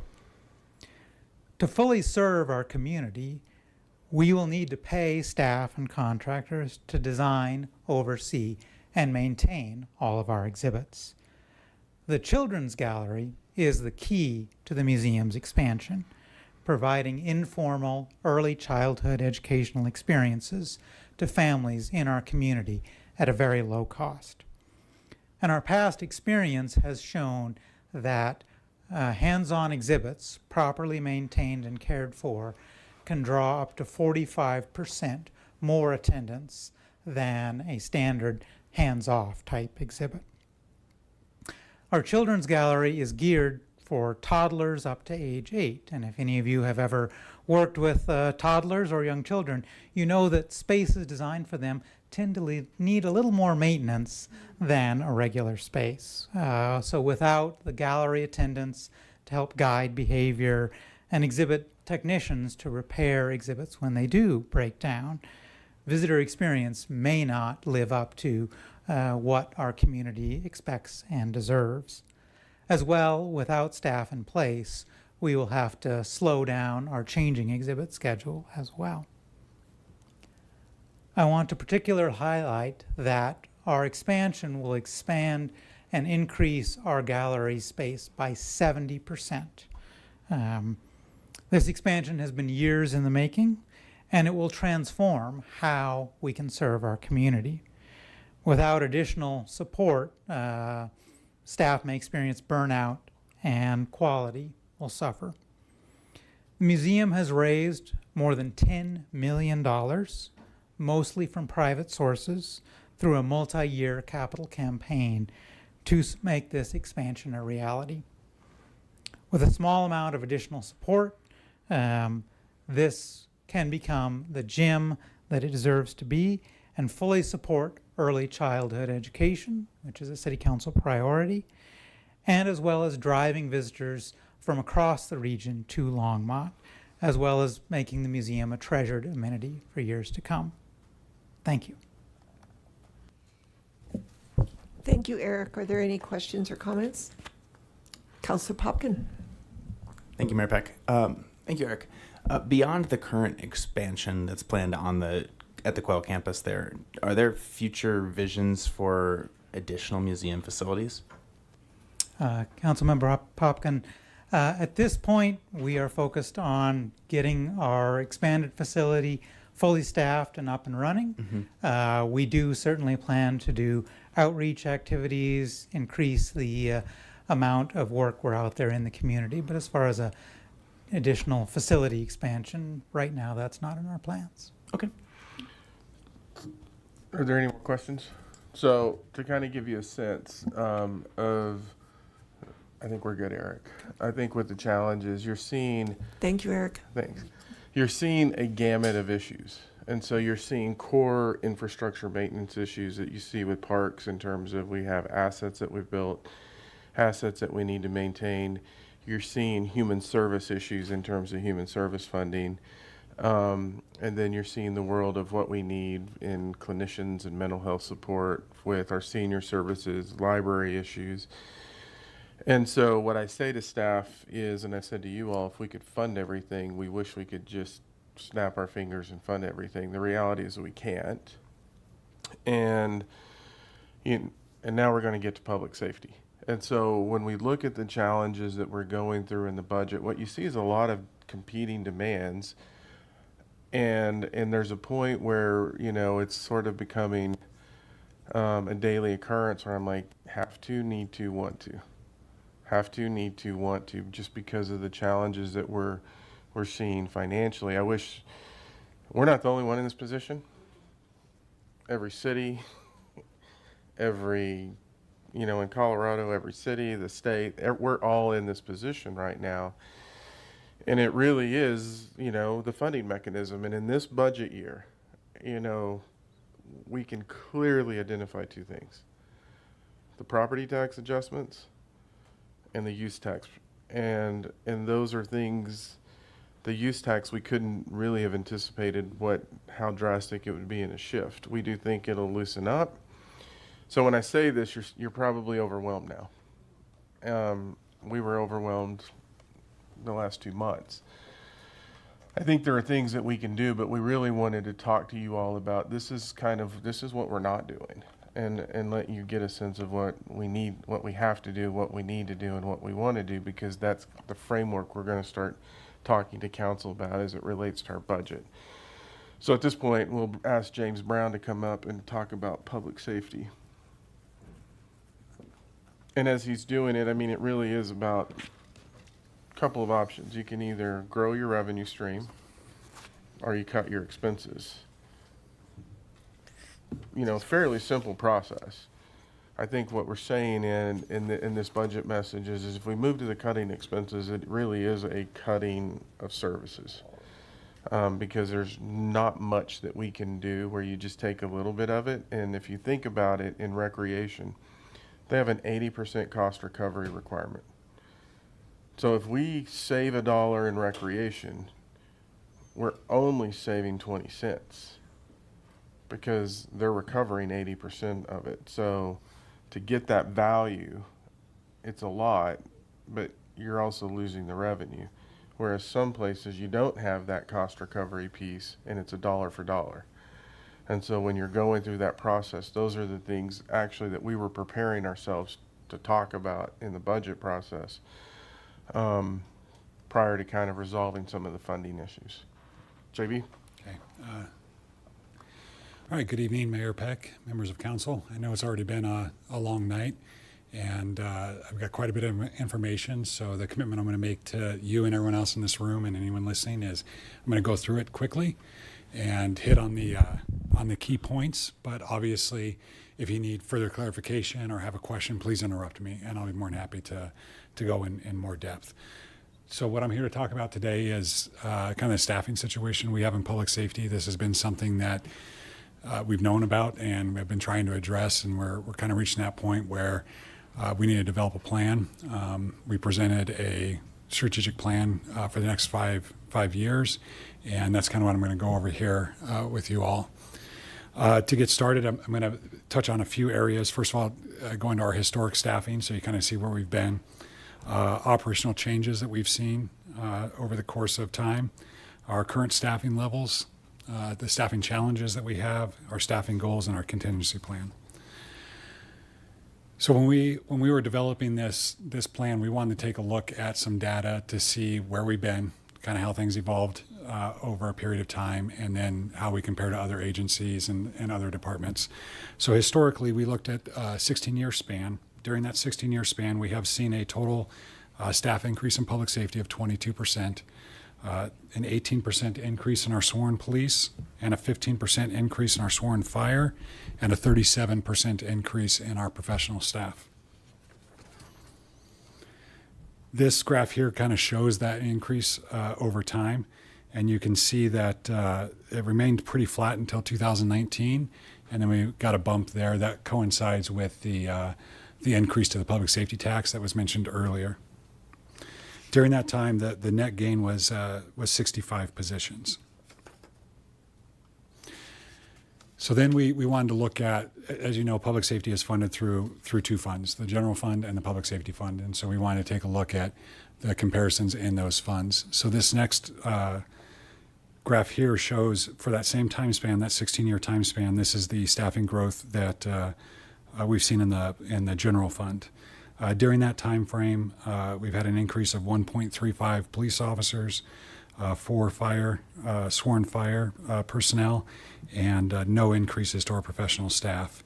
Now, I do want to note that we're looking here just specifically at the general fund, and obviously it's a combination of everything that we're looking at, and there's a lot of factors that go into what we're looking at. This next piece here, this next graph is showing that just taking a look at 2009 versus 2025 during that same time frame, the FTEs in the general fund for the city increased 25%, while again noting that during that same time frame, public safety had a increase of, I think it was a little over, 2.1%. I had to take my glasses off to see over there. Now I'm struggling down here. And I'll jump in. This is the one where I was talking to you all about this. So if you remember the library presentation, they referenced similar numbers. When we look at that 25% growth, so think about rec. Rec is growing, but they've had revenue to come alongside of it for the growth. Or if you think about, where we're moving comms positions in, there's a nexus to the work that they're doing for the enterprise funds. And so I think that's one of the challenges in this is just the complexity of the general fund and where the revenues are coming from and how you're establishing nexus to that, because those funds can't pay for police services, but they can pay for work that's being done within the purchasing department that's a direct connection. So if you think of the utilities, they can pay for purchasing, HR, and those types of activities. So as you add Nextlight, you're adding a lot of work in those departments. And so that's a piece of the 25%. And we can get more granular on this, but I wanted to give that clarity. This next slide shows the ratio, and again, we're just talking about the general fund right now, but in 2009, if you just looked at all of the FTEs in that general fund, public safety made up 48% of all of those positions. Currently today, that ratio, public safety makes up 43%. Interesting thing to note, though, here is if you look at the actual funding in the general fund, that's remained consistent. And so one of the challenges we have, right, is the increased costs, the increased personnel costs.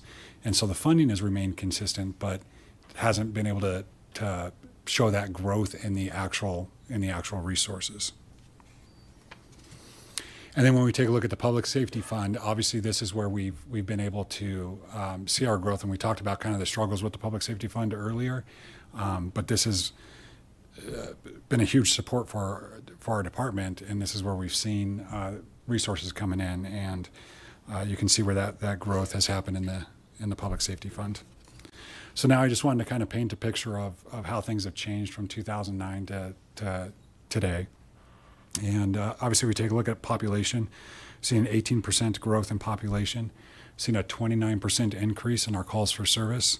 But when we take a look at the resources that we have, and I'm focusing here on police and specifically in patrol, because those are our folks that are out there every day responding to the calls for service. So in 2009, the total patrol officers assigned to patrol were 64 officers. In 2025, the total police officers assigned to patrol are 65 officers. So it's a net gain, a difference of 1 officer, but a 29% increase in calls for service. And when you take a look at, I'll just briefly touch on the different watches there. So you've got Watch 1, which is our day shift, Watch 2, which is our mid shift, and Watch 3, which is our overnight shift. That first number there represents what we call minimum staffing, meaning on that shift, that's how many officers at a minimum we have to have working. And the reality is the vast majority of our shifts we're operating at minimum staffing or below. And then that second number is the total number of officers assigned to that shift for the entire week. And so when we take a look, Watch 1, it's essentially the same. Well, it is the same.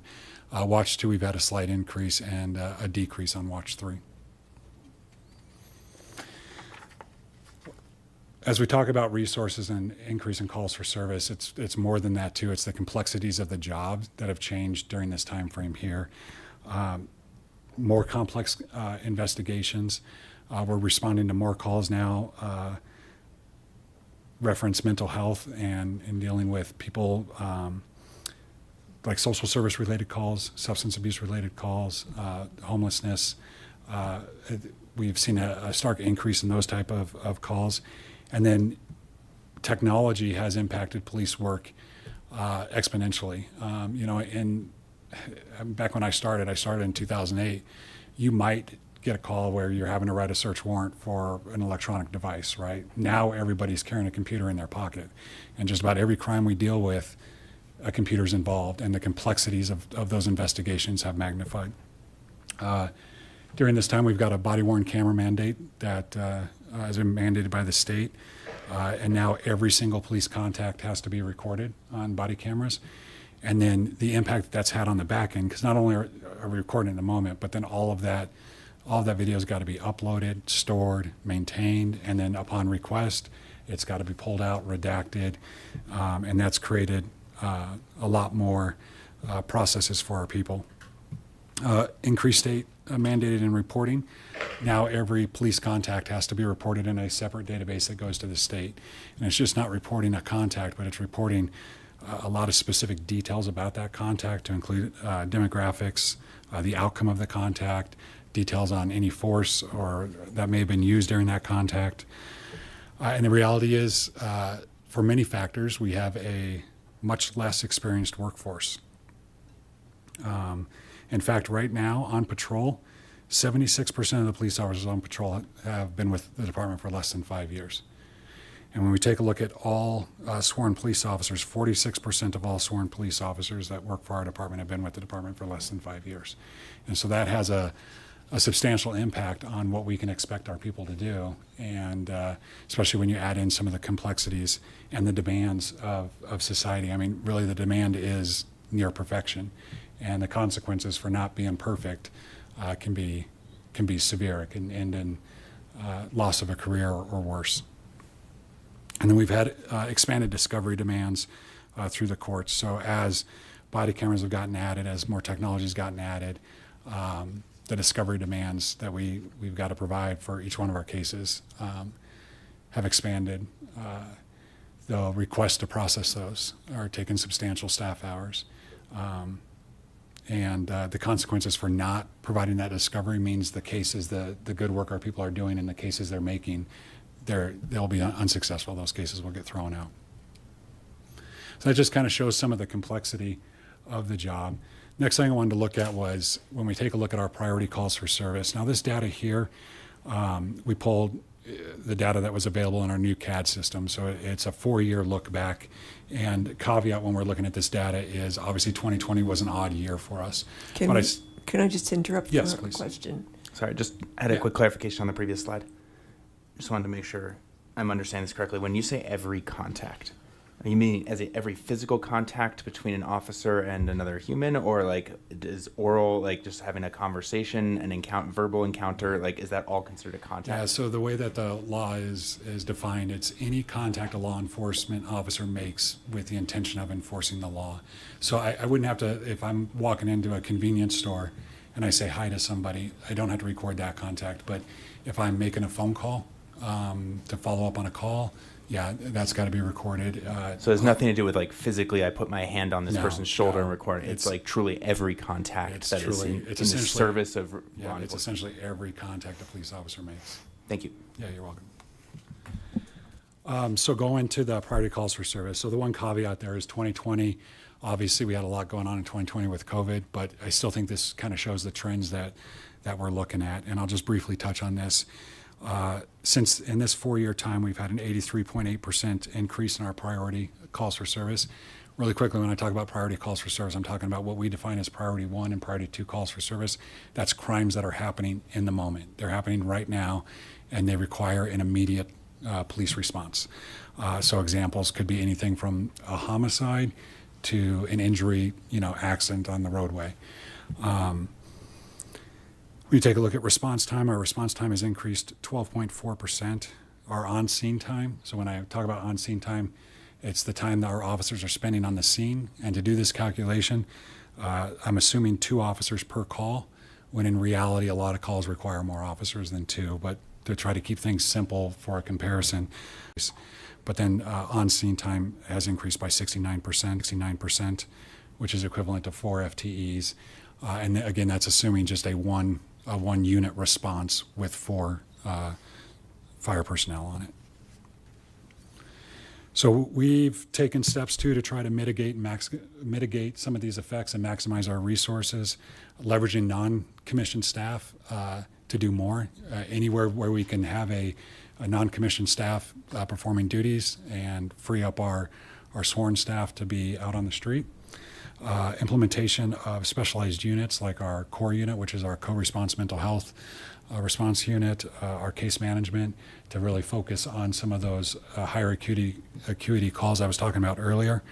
Leveraging technology, whether that be use of AI in report writing, use of some of the real-time systems we have like drones, anything we can do to try and increase efficiency and maximize our personnel. And then finally, as a department, taking a look at all of our procedures, all of our processes, and trying to streamline those and decrease those bottlenecks and increase efficiency there.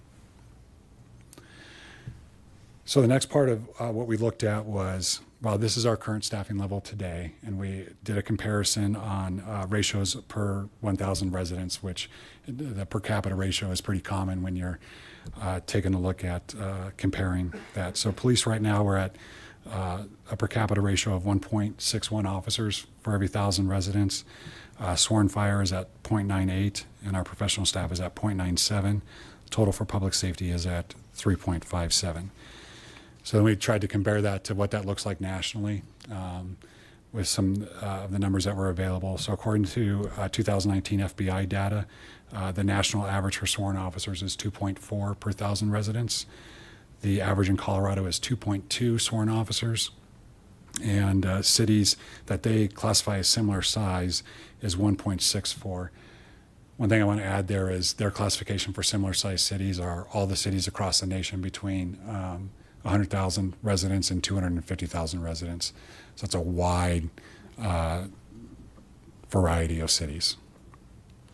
On the fire side, the data isn't as available, but in a 2020 U.S. Fire Department profile study, they've got the national average between 1.54 and 1.81 per thousand, or per thousand residents. But with fire, there's many variables that go into that. You know, what the type of calls they do. Do they respond to medical calls? Do they not respond to medical calls? Population density. So, for example, East Coast cities tend to have much higher per capita rates than less dense areas. So in 2022, a Colorado staffing study was done looking at 21 different departments and districts, and the average per capita on that was 1.29 sworn officers per 1,000 residents. So those averages were helpful, but we really wanted to kind of try to focus in on some other cities that were similar to Longmont, similar in structure and similar in size. And so we looked at these 6 cities here to just try and get an idea of where we stand next to them. Now, before I go into this, I'm going to tell you that doing an apple-to-apple comparison can be difficult because budgets are structured differently, departments are structured differently. So, like us being a Department of Public Safety, we have a lot of combined resources that we're using. And so it's not quite an apple-to-apple comparison, but I think it still gives us some good information. I'm sorry to interrupt you, but I would like to move that we extend the meeting past 11 o'clock. It's been moved by myself, seconded by Councillor Popkin. Let's vote. Can you do a verbal vote, please? Oh, all those in favor? Aye. Aye. All those opposed? That passes. Thank you. So when we looked at these 6 similar cities, the first thing we looked at was looked at total FTEs that they had in their main funds that support police and fire. And so when we looked at total FTEs, you can see there Longmont third on the list of being, and this is again based off of per capita at 11.4. Then we looked at, okay, of those FTEs, what percentage or what portion of that is committed to police, fire, and that's these ratios here. Now, like I said earlier, because we're a Department of Public Safety, you know, it's difficult when you just take a look at Longmont's police and Longmont fire. So I think a better representation is when you look at that combined number. So what we did is we looked at all the personnel in a police and fire department combined versus public safety combined. The one caveat I would say to that too, that complicates that though, is again going to the budget structure. So for example, here in Longmont, we have a dispatch center, and the emergency management is part of public safety, where in other entities, they may not have that, or they may be budgeted in different areas. Did you, some of the cities you looked at, they also have fire districts, right? We looked at everything that had a fire department. Department, not a district. So the fire districts create other challenges generally too.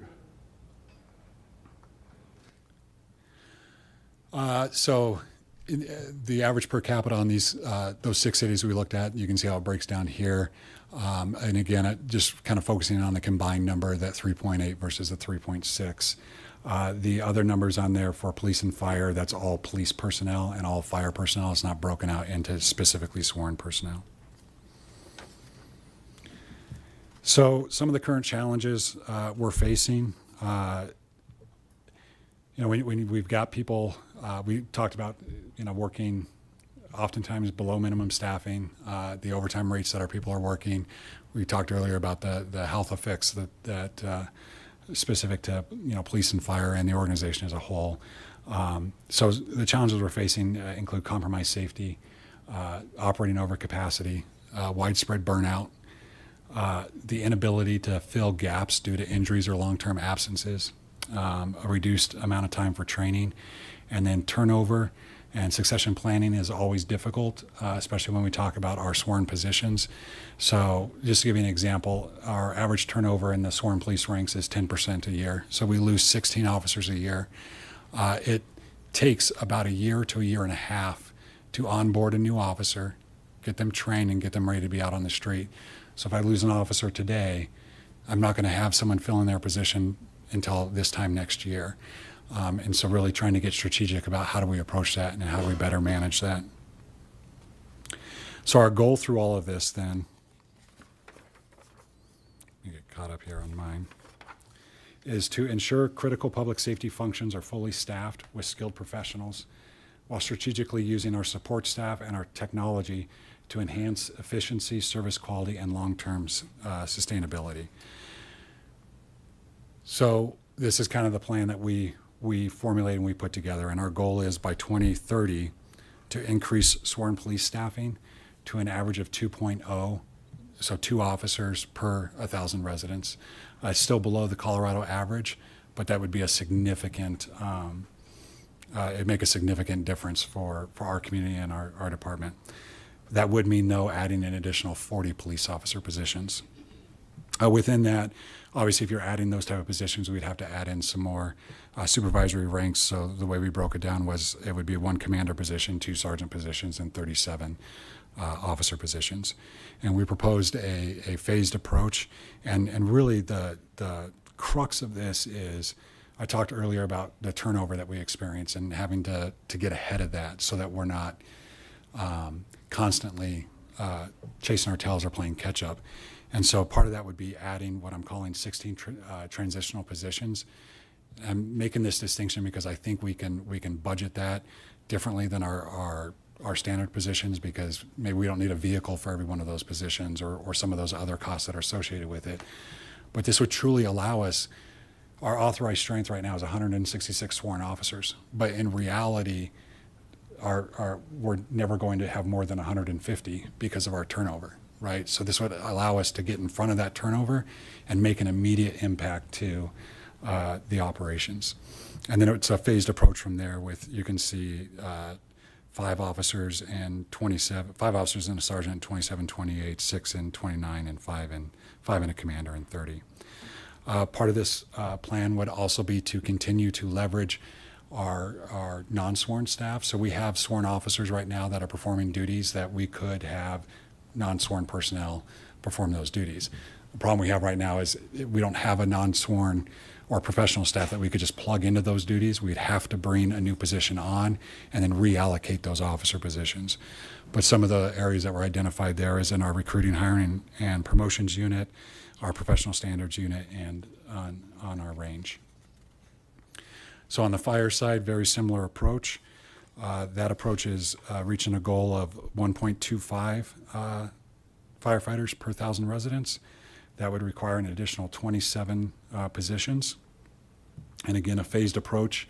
We looked at a 5-year phased-in approach with that. And one note with that too is these additional positions would allow the opportunity for the department and the city to pursue a city ambulance service, which could have budgeting ramifications to it, revenue, those type of things. On the professional staff side, we've got some areas that are definitely over capacity and need help. Our records department, I talked about all those, the discovery demands, the records requests have gone through the roof. And so our records department is in serious need of some additional help. So we'd have three additional PSTs in there. Property and evidence is another area where we'd have an additional CSO in there. On fire administration, an EMS coordinator, and a codes inspector, an admin assistant for police administration, and eventually a facility manager for public safety. So right now, just to give you context with that, those duties are, we've got sworn personnel trying to manage the Safety and Justice Center and all of our fire stations and the training and the range. And so trying to really get our sworn personnel doing the job we need them to do. So with that, we had to obviously plan for, okay, what are some of the things we can do if this isn't possible? And Before I click over to the contingency slide, I'm going to say that none of the options I'm about to go through are good options. But, you know, we've talked about some of the struggles we have, and so these are realistic things that we'd have to look at. So our contingency plan would include eliminating positions and programs. And I'll go through some of them, I'll hit on some of them, but in total, if we were to make all of these moves, we're estimating a savings of about $3.2 million, which would yield about 19 sworn positions, and it could be sworn police or fire. So some of the moves we identified would be the elimination of the collaborative services chief position and reallocating that position somewhere else in the department, and then reassigning the responsibilities of that position to existing staff. We have a grant coordinator position that's critical in finding a lot of our grant funding that we have to support a lot of our programs.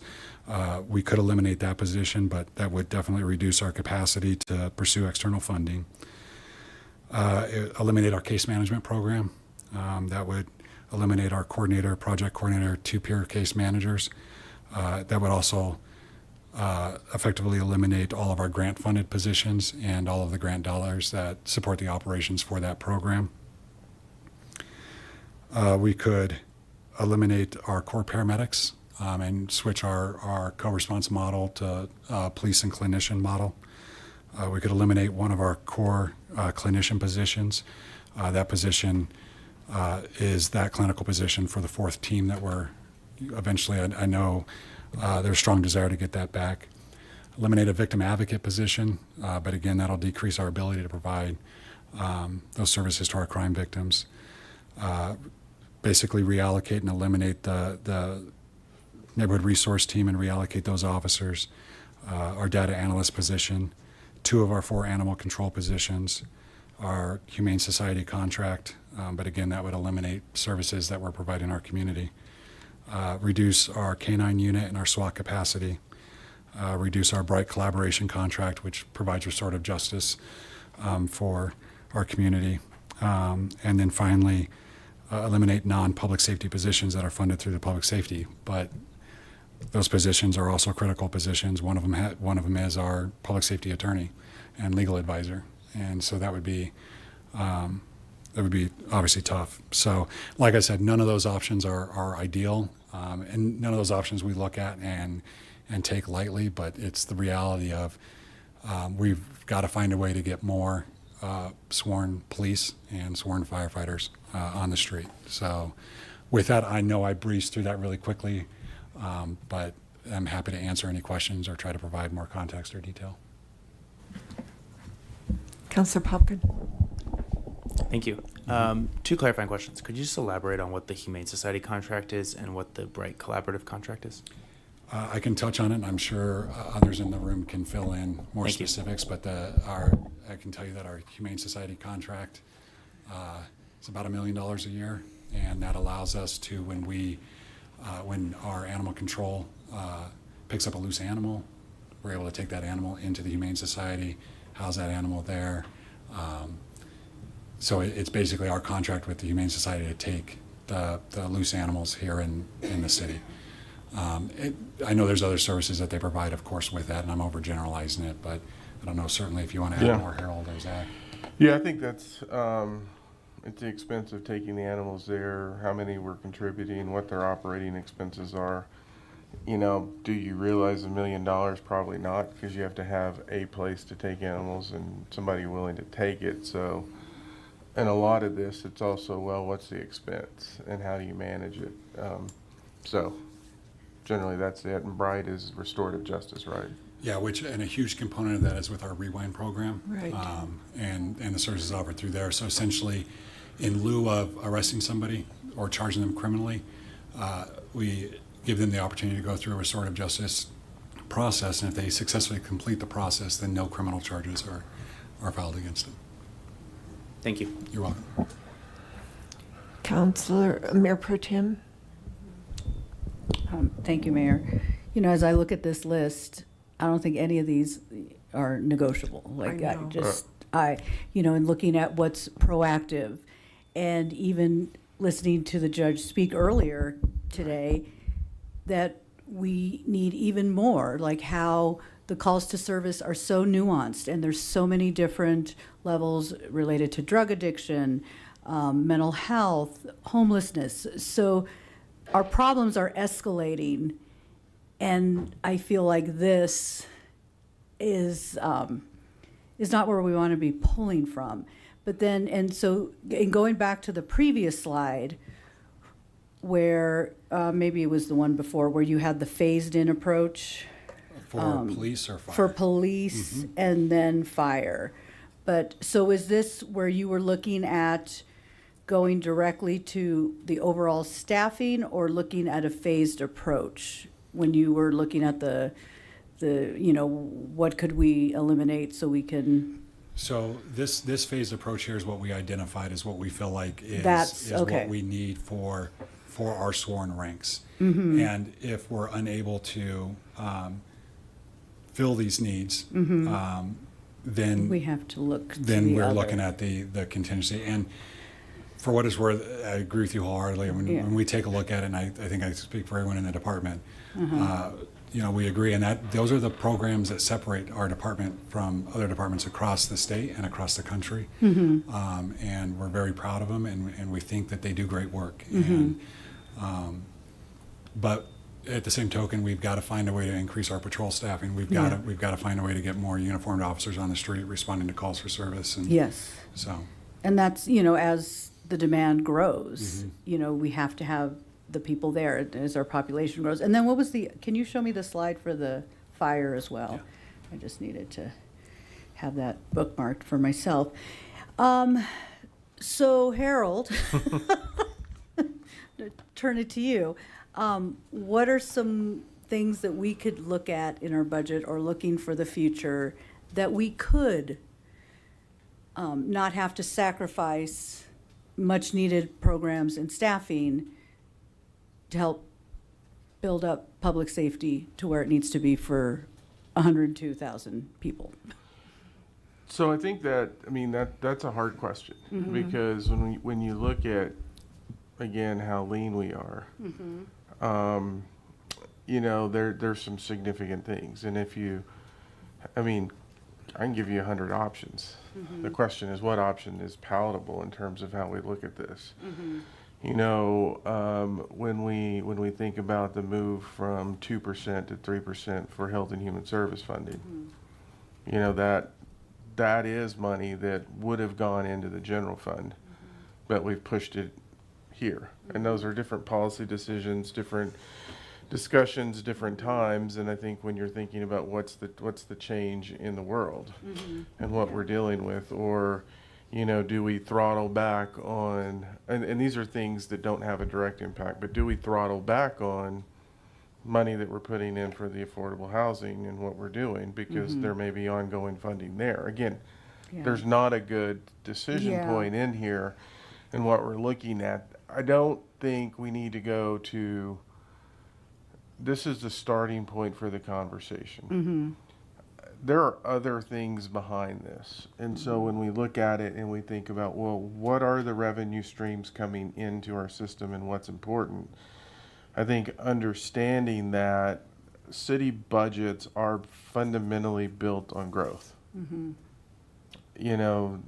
We can't necessarily, unless we raise taxes, it is the growth factor that starts creating capacity in it. And so when you have a project, what is generated from a sales and use tax perspective? We know that's going down. When you're looking at a project and you're looking at density, for example, the higher the density, the more return you're actually going to get, because you don't have the same cost exposure that you do in other projects. And so what is that when you run it through an in-plan model and figure out what is the revenue generated by that from a sales tax perspective? It oddly starts connecting then to the types of businesses that you have in your community from a commercial perspective. Because when you look at businesses and when they locate, what are they looking at? They're looking at rooftops, bodies, traffic count, disposable income. So it is a system that is moving in there.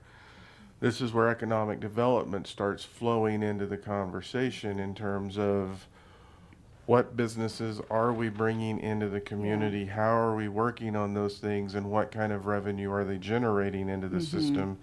Because that ultimately supports this. You know, we can unequivocally say, but for Costco, this problem's a lot worse, and we're talking about it earlier. Costco kind of balanced it. You know, when we pay the debt off, there's a revenue source that's coming in. When Smucker's revenue, as it starts falling, there's revenue sources coming in. So when we look at this, this is the numbers they put together. Yes.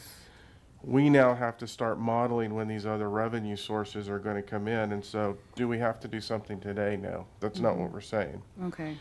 What we're saying is, you know, we need to start paying attention to this. We need to create models. We need to create opportunities to deal with this. I don't want to be Chicken Little, the sky's falling, because you're one good economic development deal away from a bleak situation to you're in a much different situation. And I think really talking to folks about understanding, I know I don't like to use the word growth, right? Because growth triggers so many different things and so many different reactions. But if you look at cities that aren't, They die. there's a different situation, and you see in those cities where they're pushing fee increases and tax rates and things like that, because they're having to generate the money to accomplish the same thing. And when you're in a suburban area, it's even more complicated, because many of the issues that we're dealing with aren't necessarily our residents. I mean, I talk to these guys all the time. A significant number of our significant issues are not generated by people who live in our community. And many of those have taken a lot of time and a lot of cost. Yeah. So you can't isolate yourself, understanding that we're in that world where we're really adjacent to a lot of communities and things are moving in. So all of these things was to give you a flavor of kind of what the budget sessions were. Because every single one of them sounded like this. Yeah. Every department was a reflection of everything that you've heard. There are ways for us to move forward. I think it's use of technology. Evaluate, how do we generate additional revenue? How do we understand the nexus between projects and the revenue those projects are generating to support the system? How do we really start digging into what do we need to cut? How can we get better? There are many solutions to this, so I don't want us to get trapped into trying to figure it all right now. Okay. I think we can bring many different options to you. And honestly, you heard earlier when I said there are a couple of projects that, if we're able to get those done, could change this entire conversation. Okay. And so that's then where you see the other aspects of the organization sliding in and working on business development and economic development and these other issues, because one or two projects can change the financial trajectory. Yes. And so those are things we need to work through. This is kind of saying, here's this information, we want you to know it. Now we need to take this and start breaking it down. One of the things in this budget that you will see is we funded $500,000 to start an overhire program with police, so that we can start minimizing the gaps of when people retire and they leave. Did we want to put $1 million into it? We did, but we also then had to put $1 million in to replace the radios. Oh, okay, yeah. Things come up. So do you replace radios or do you do this? And those are needed equipment. So I don't want us to get too lost in it right now. Okay. There are many solutions and we can find ways to do it. I think the important piece for us is really, as we're talking to the community, is to help connect the dots Okay. to, Well, and I don't want public to walk away thinking we're okay with letting go of core services. and we're not making that for any- proposal. yes, We are yeah. not making that proposal. So it made me a little stressed. Yeah, I know, when I saw that. I'm itchy. But the other thing too is, as we look at higher density, you know, my concern is, you know, the impacts. Would we make enough to even hire enough personnel in fire and police to accommodate or meet the needs of an even growing population. So that's where technology's coming in. So when I Okay. think of things like Placer and what we look at in generating revenue, we're also talking about the use of in-plan, which is a financial calculator that starts, making assumptions on what's generated. What do you as an individual generate in sales tax in the community? Because that's where most of it's going to come from. Okay. And then you're looking at the overall financial picture and what we're trying to accomplish. Oddly Okay. enough, that's where events start sliding in. Yeah. The more people that come into our community that spend sales tax money here and do things, that's another revenue source that doesn't have a long-standing impact.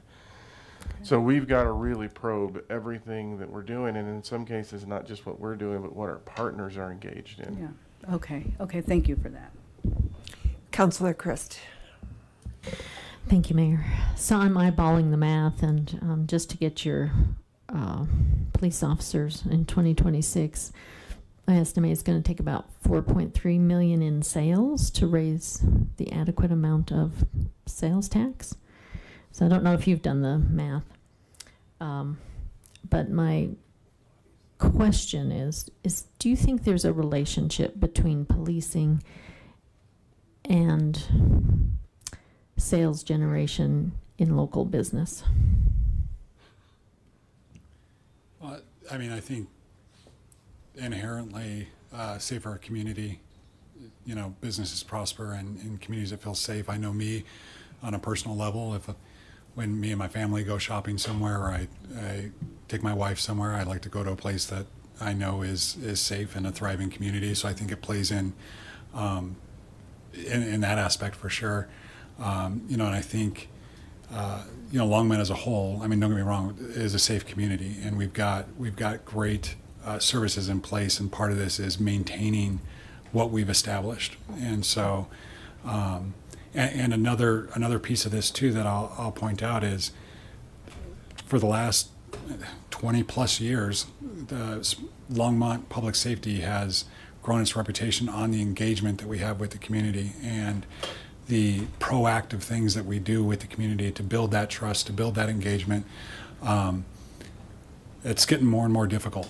It's getting more and more difficult just because of the available resources, and I don't want to see us lose that either. I think that's so valuable for our community, and I think it's valuable for our businesses within the community, and having the beat partners and partnering with the businesses and making sure that they know that they have a voice, and helping them and partnering up with them to help solve problems that they're encountering and stuff. And so, I think it does have a direct correlation. Thanks. So we don't all have to spend 4.3 million, but we have chunks that we can gain with economic development, and then, buy local. Thank you for the presentation. Okay.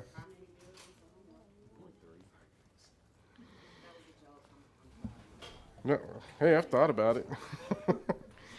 But, again, I kind of talk about this. When you see it, there's a trend. We're not in the position where we're making cuts. We're managing it.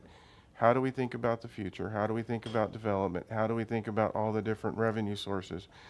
Frankly, the decision that you all just made earlier on the enclave annexation, big change in this number.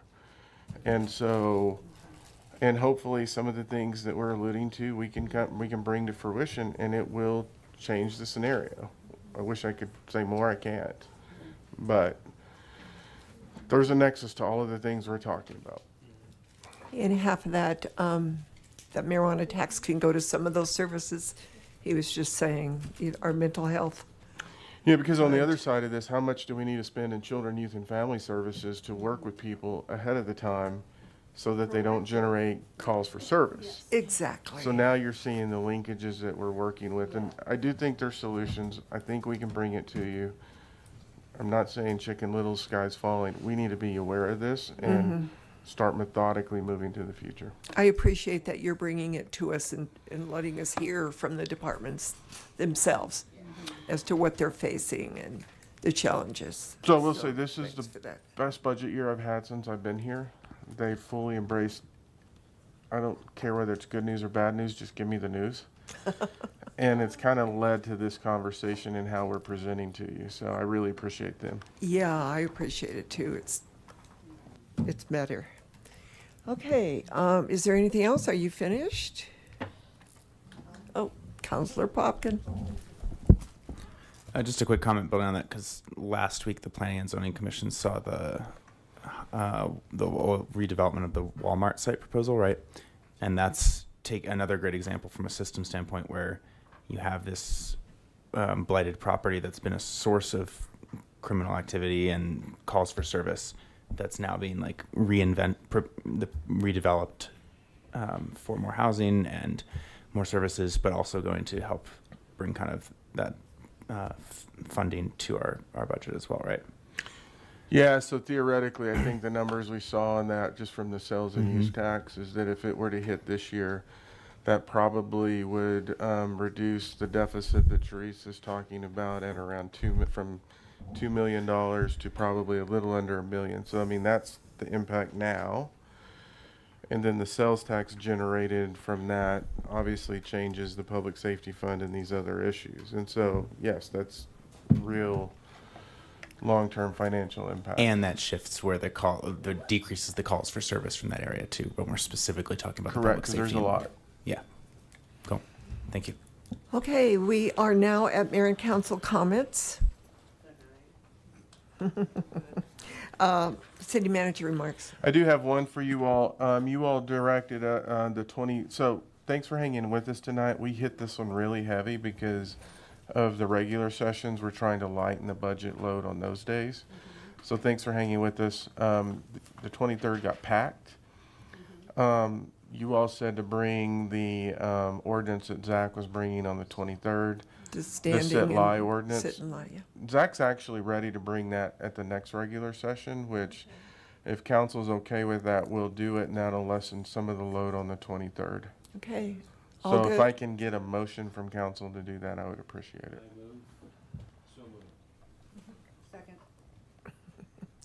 So, Councilor McCoy made the motion to move the sit and lying ordinance from public safety to us on the next regular September meeting. 9th. September 9th.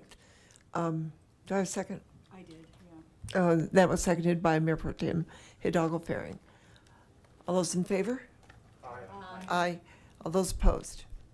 That passes. We'll see it next on the 9th. Thanks. City Attorney remarks. No comment, Mayor. Thank you. Can I have a motion? Second. It's been moved by Councilor McCoy, seconded by Councilor Chris to adjourn. All those in favor? Aye. Aye. We're adjourned. Thank you, Harold.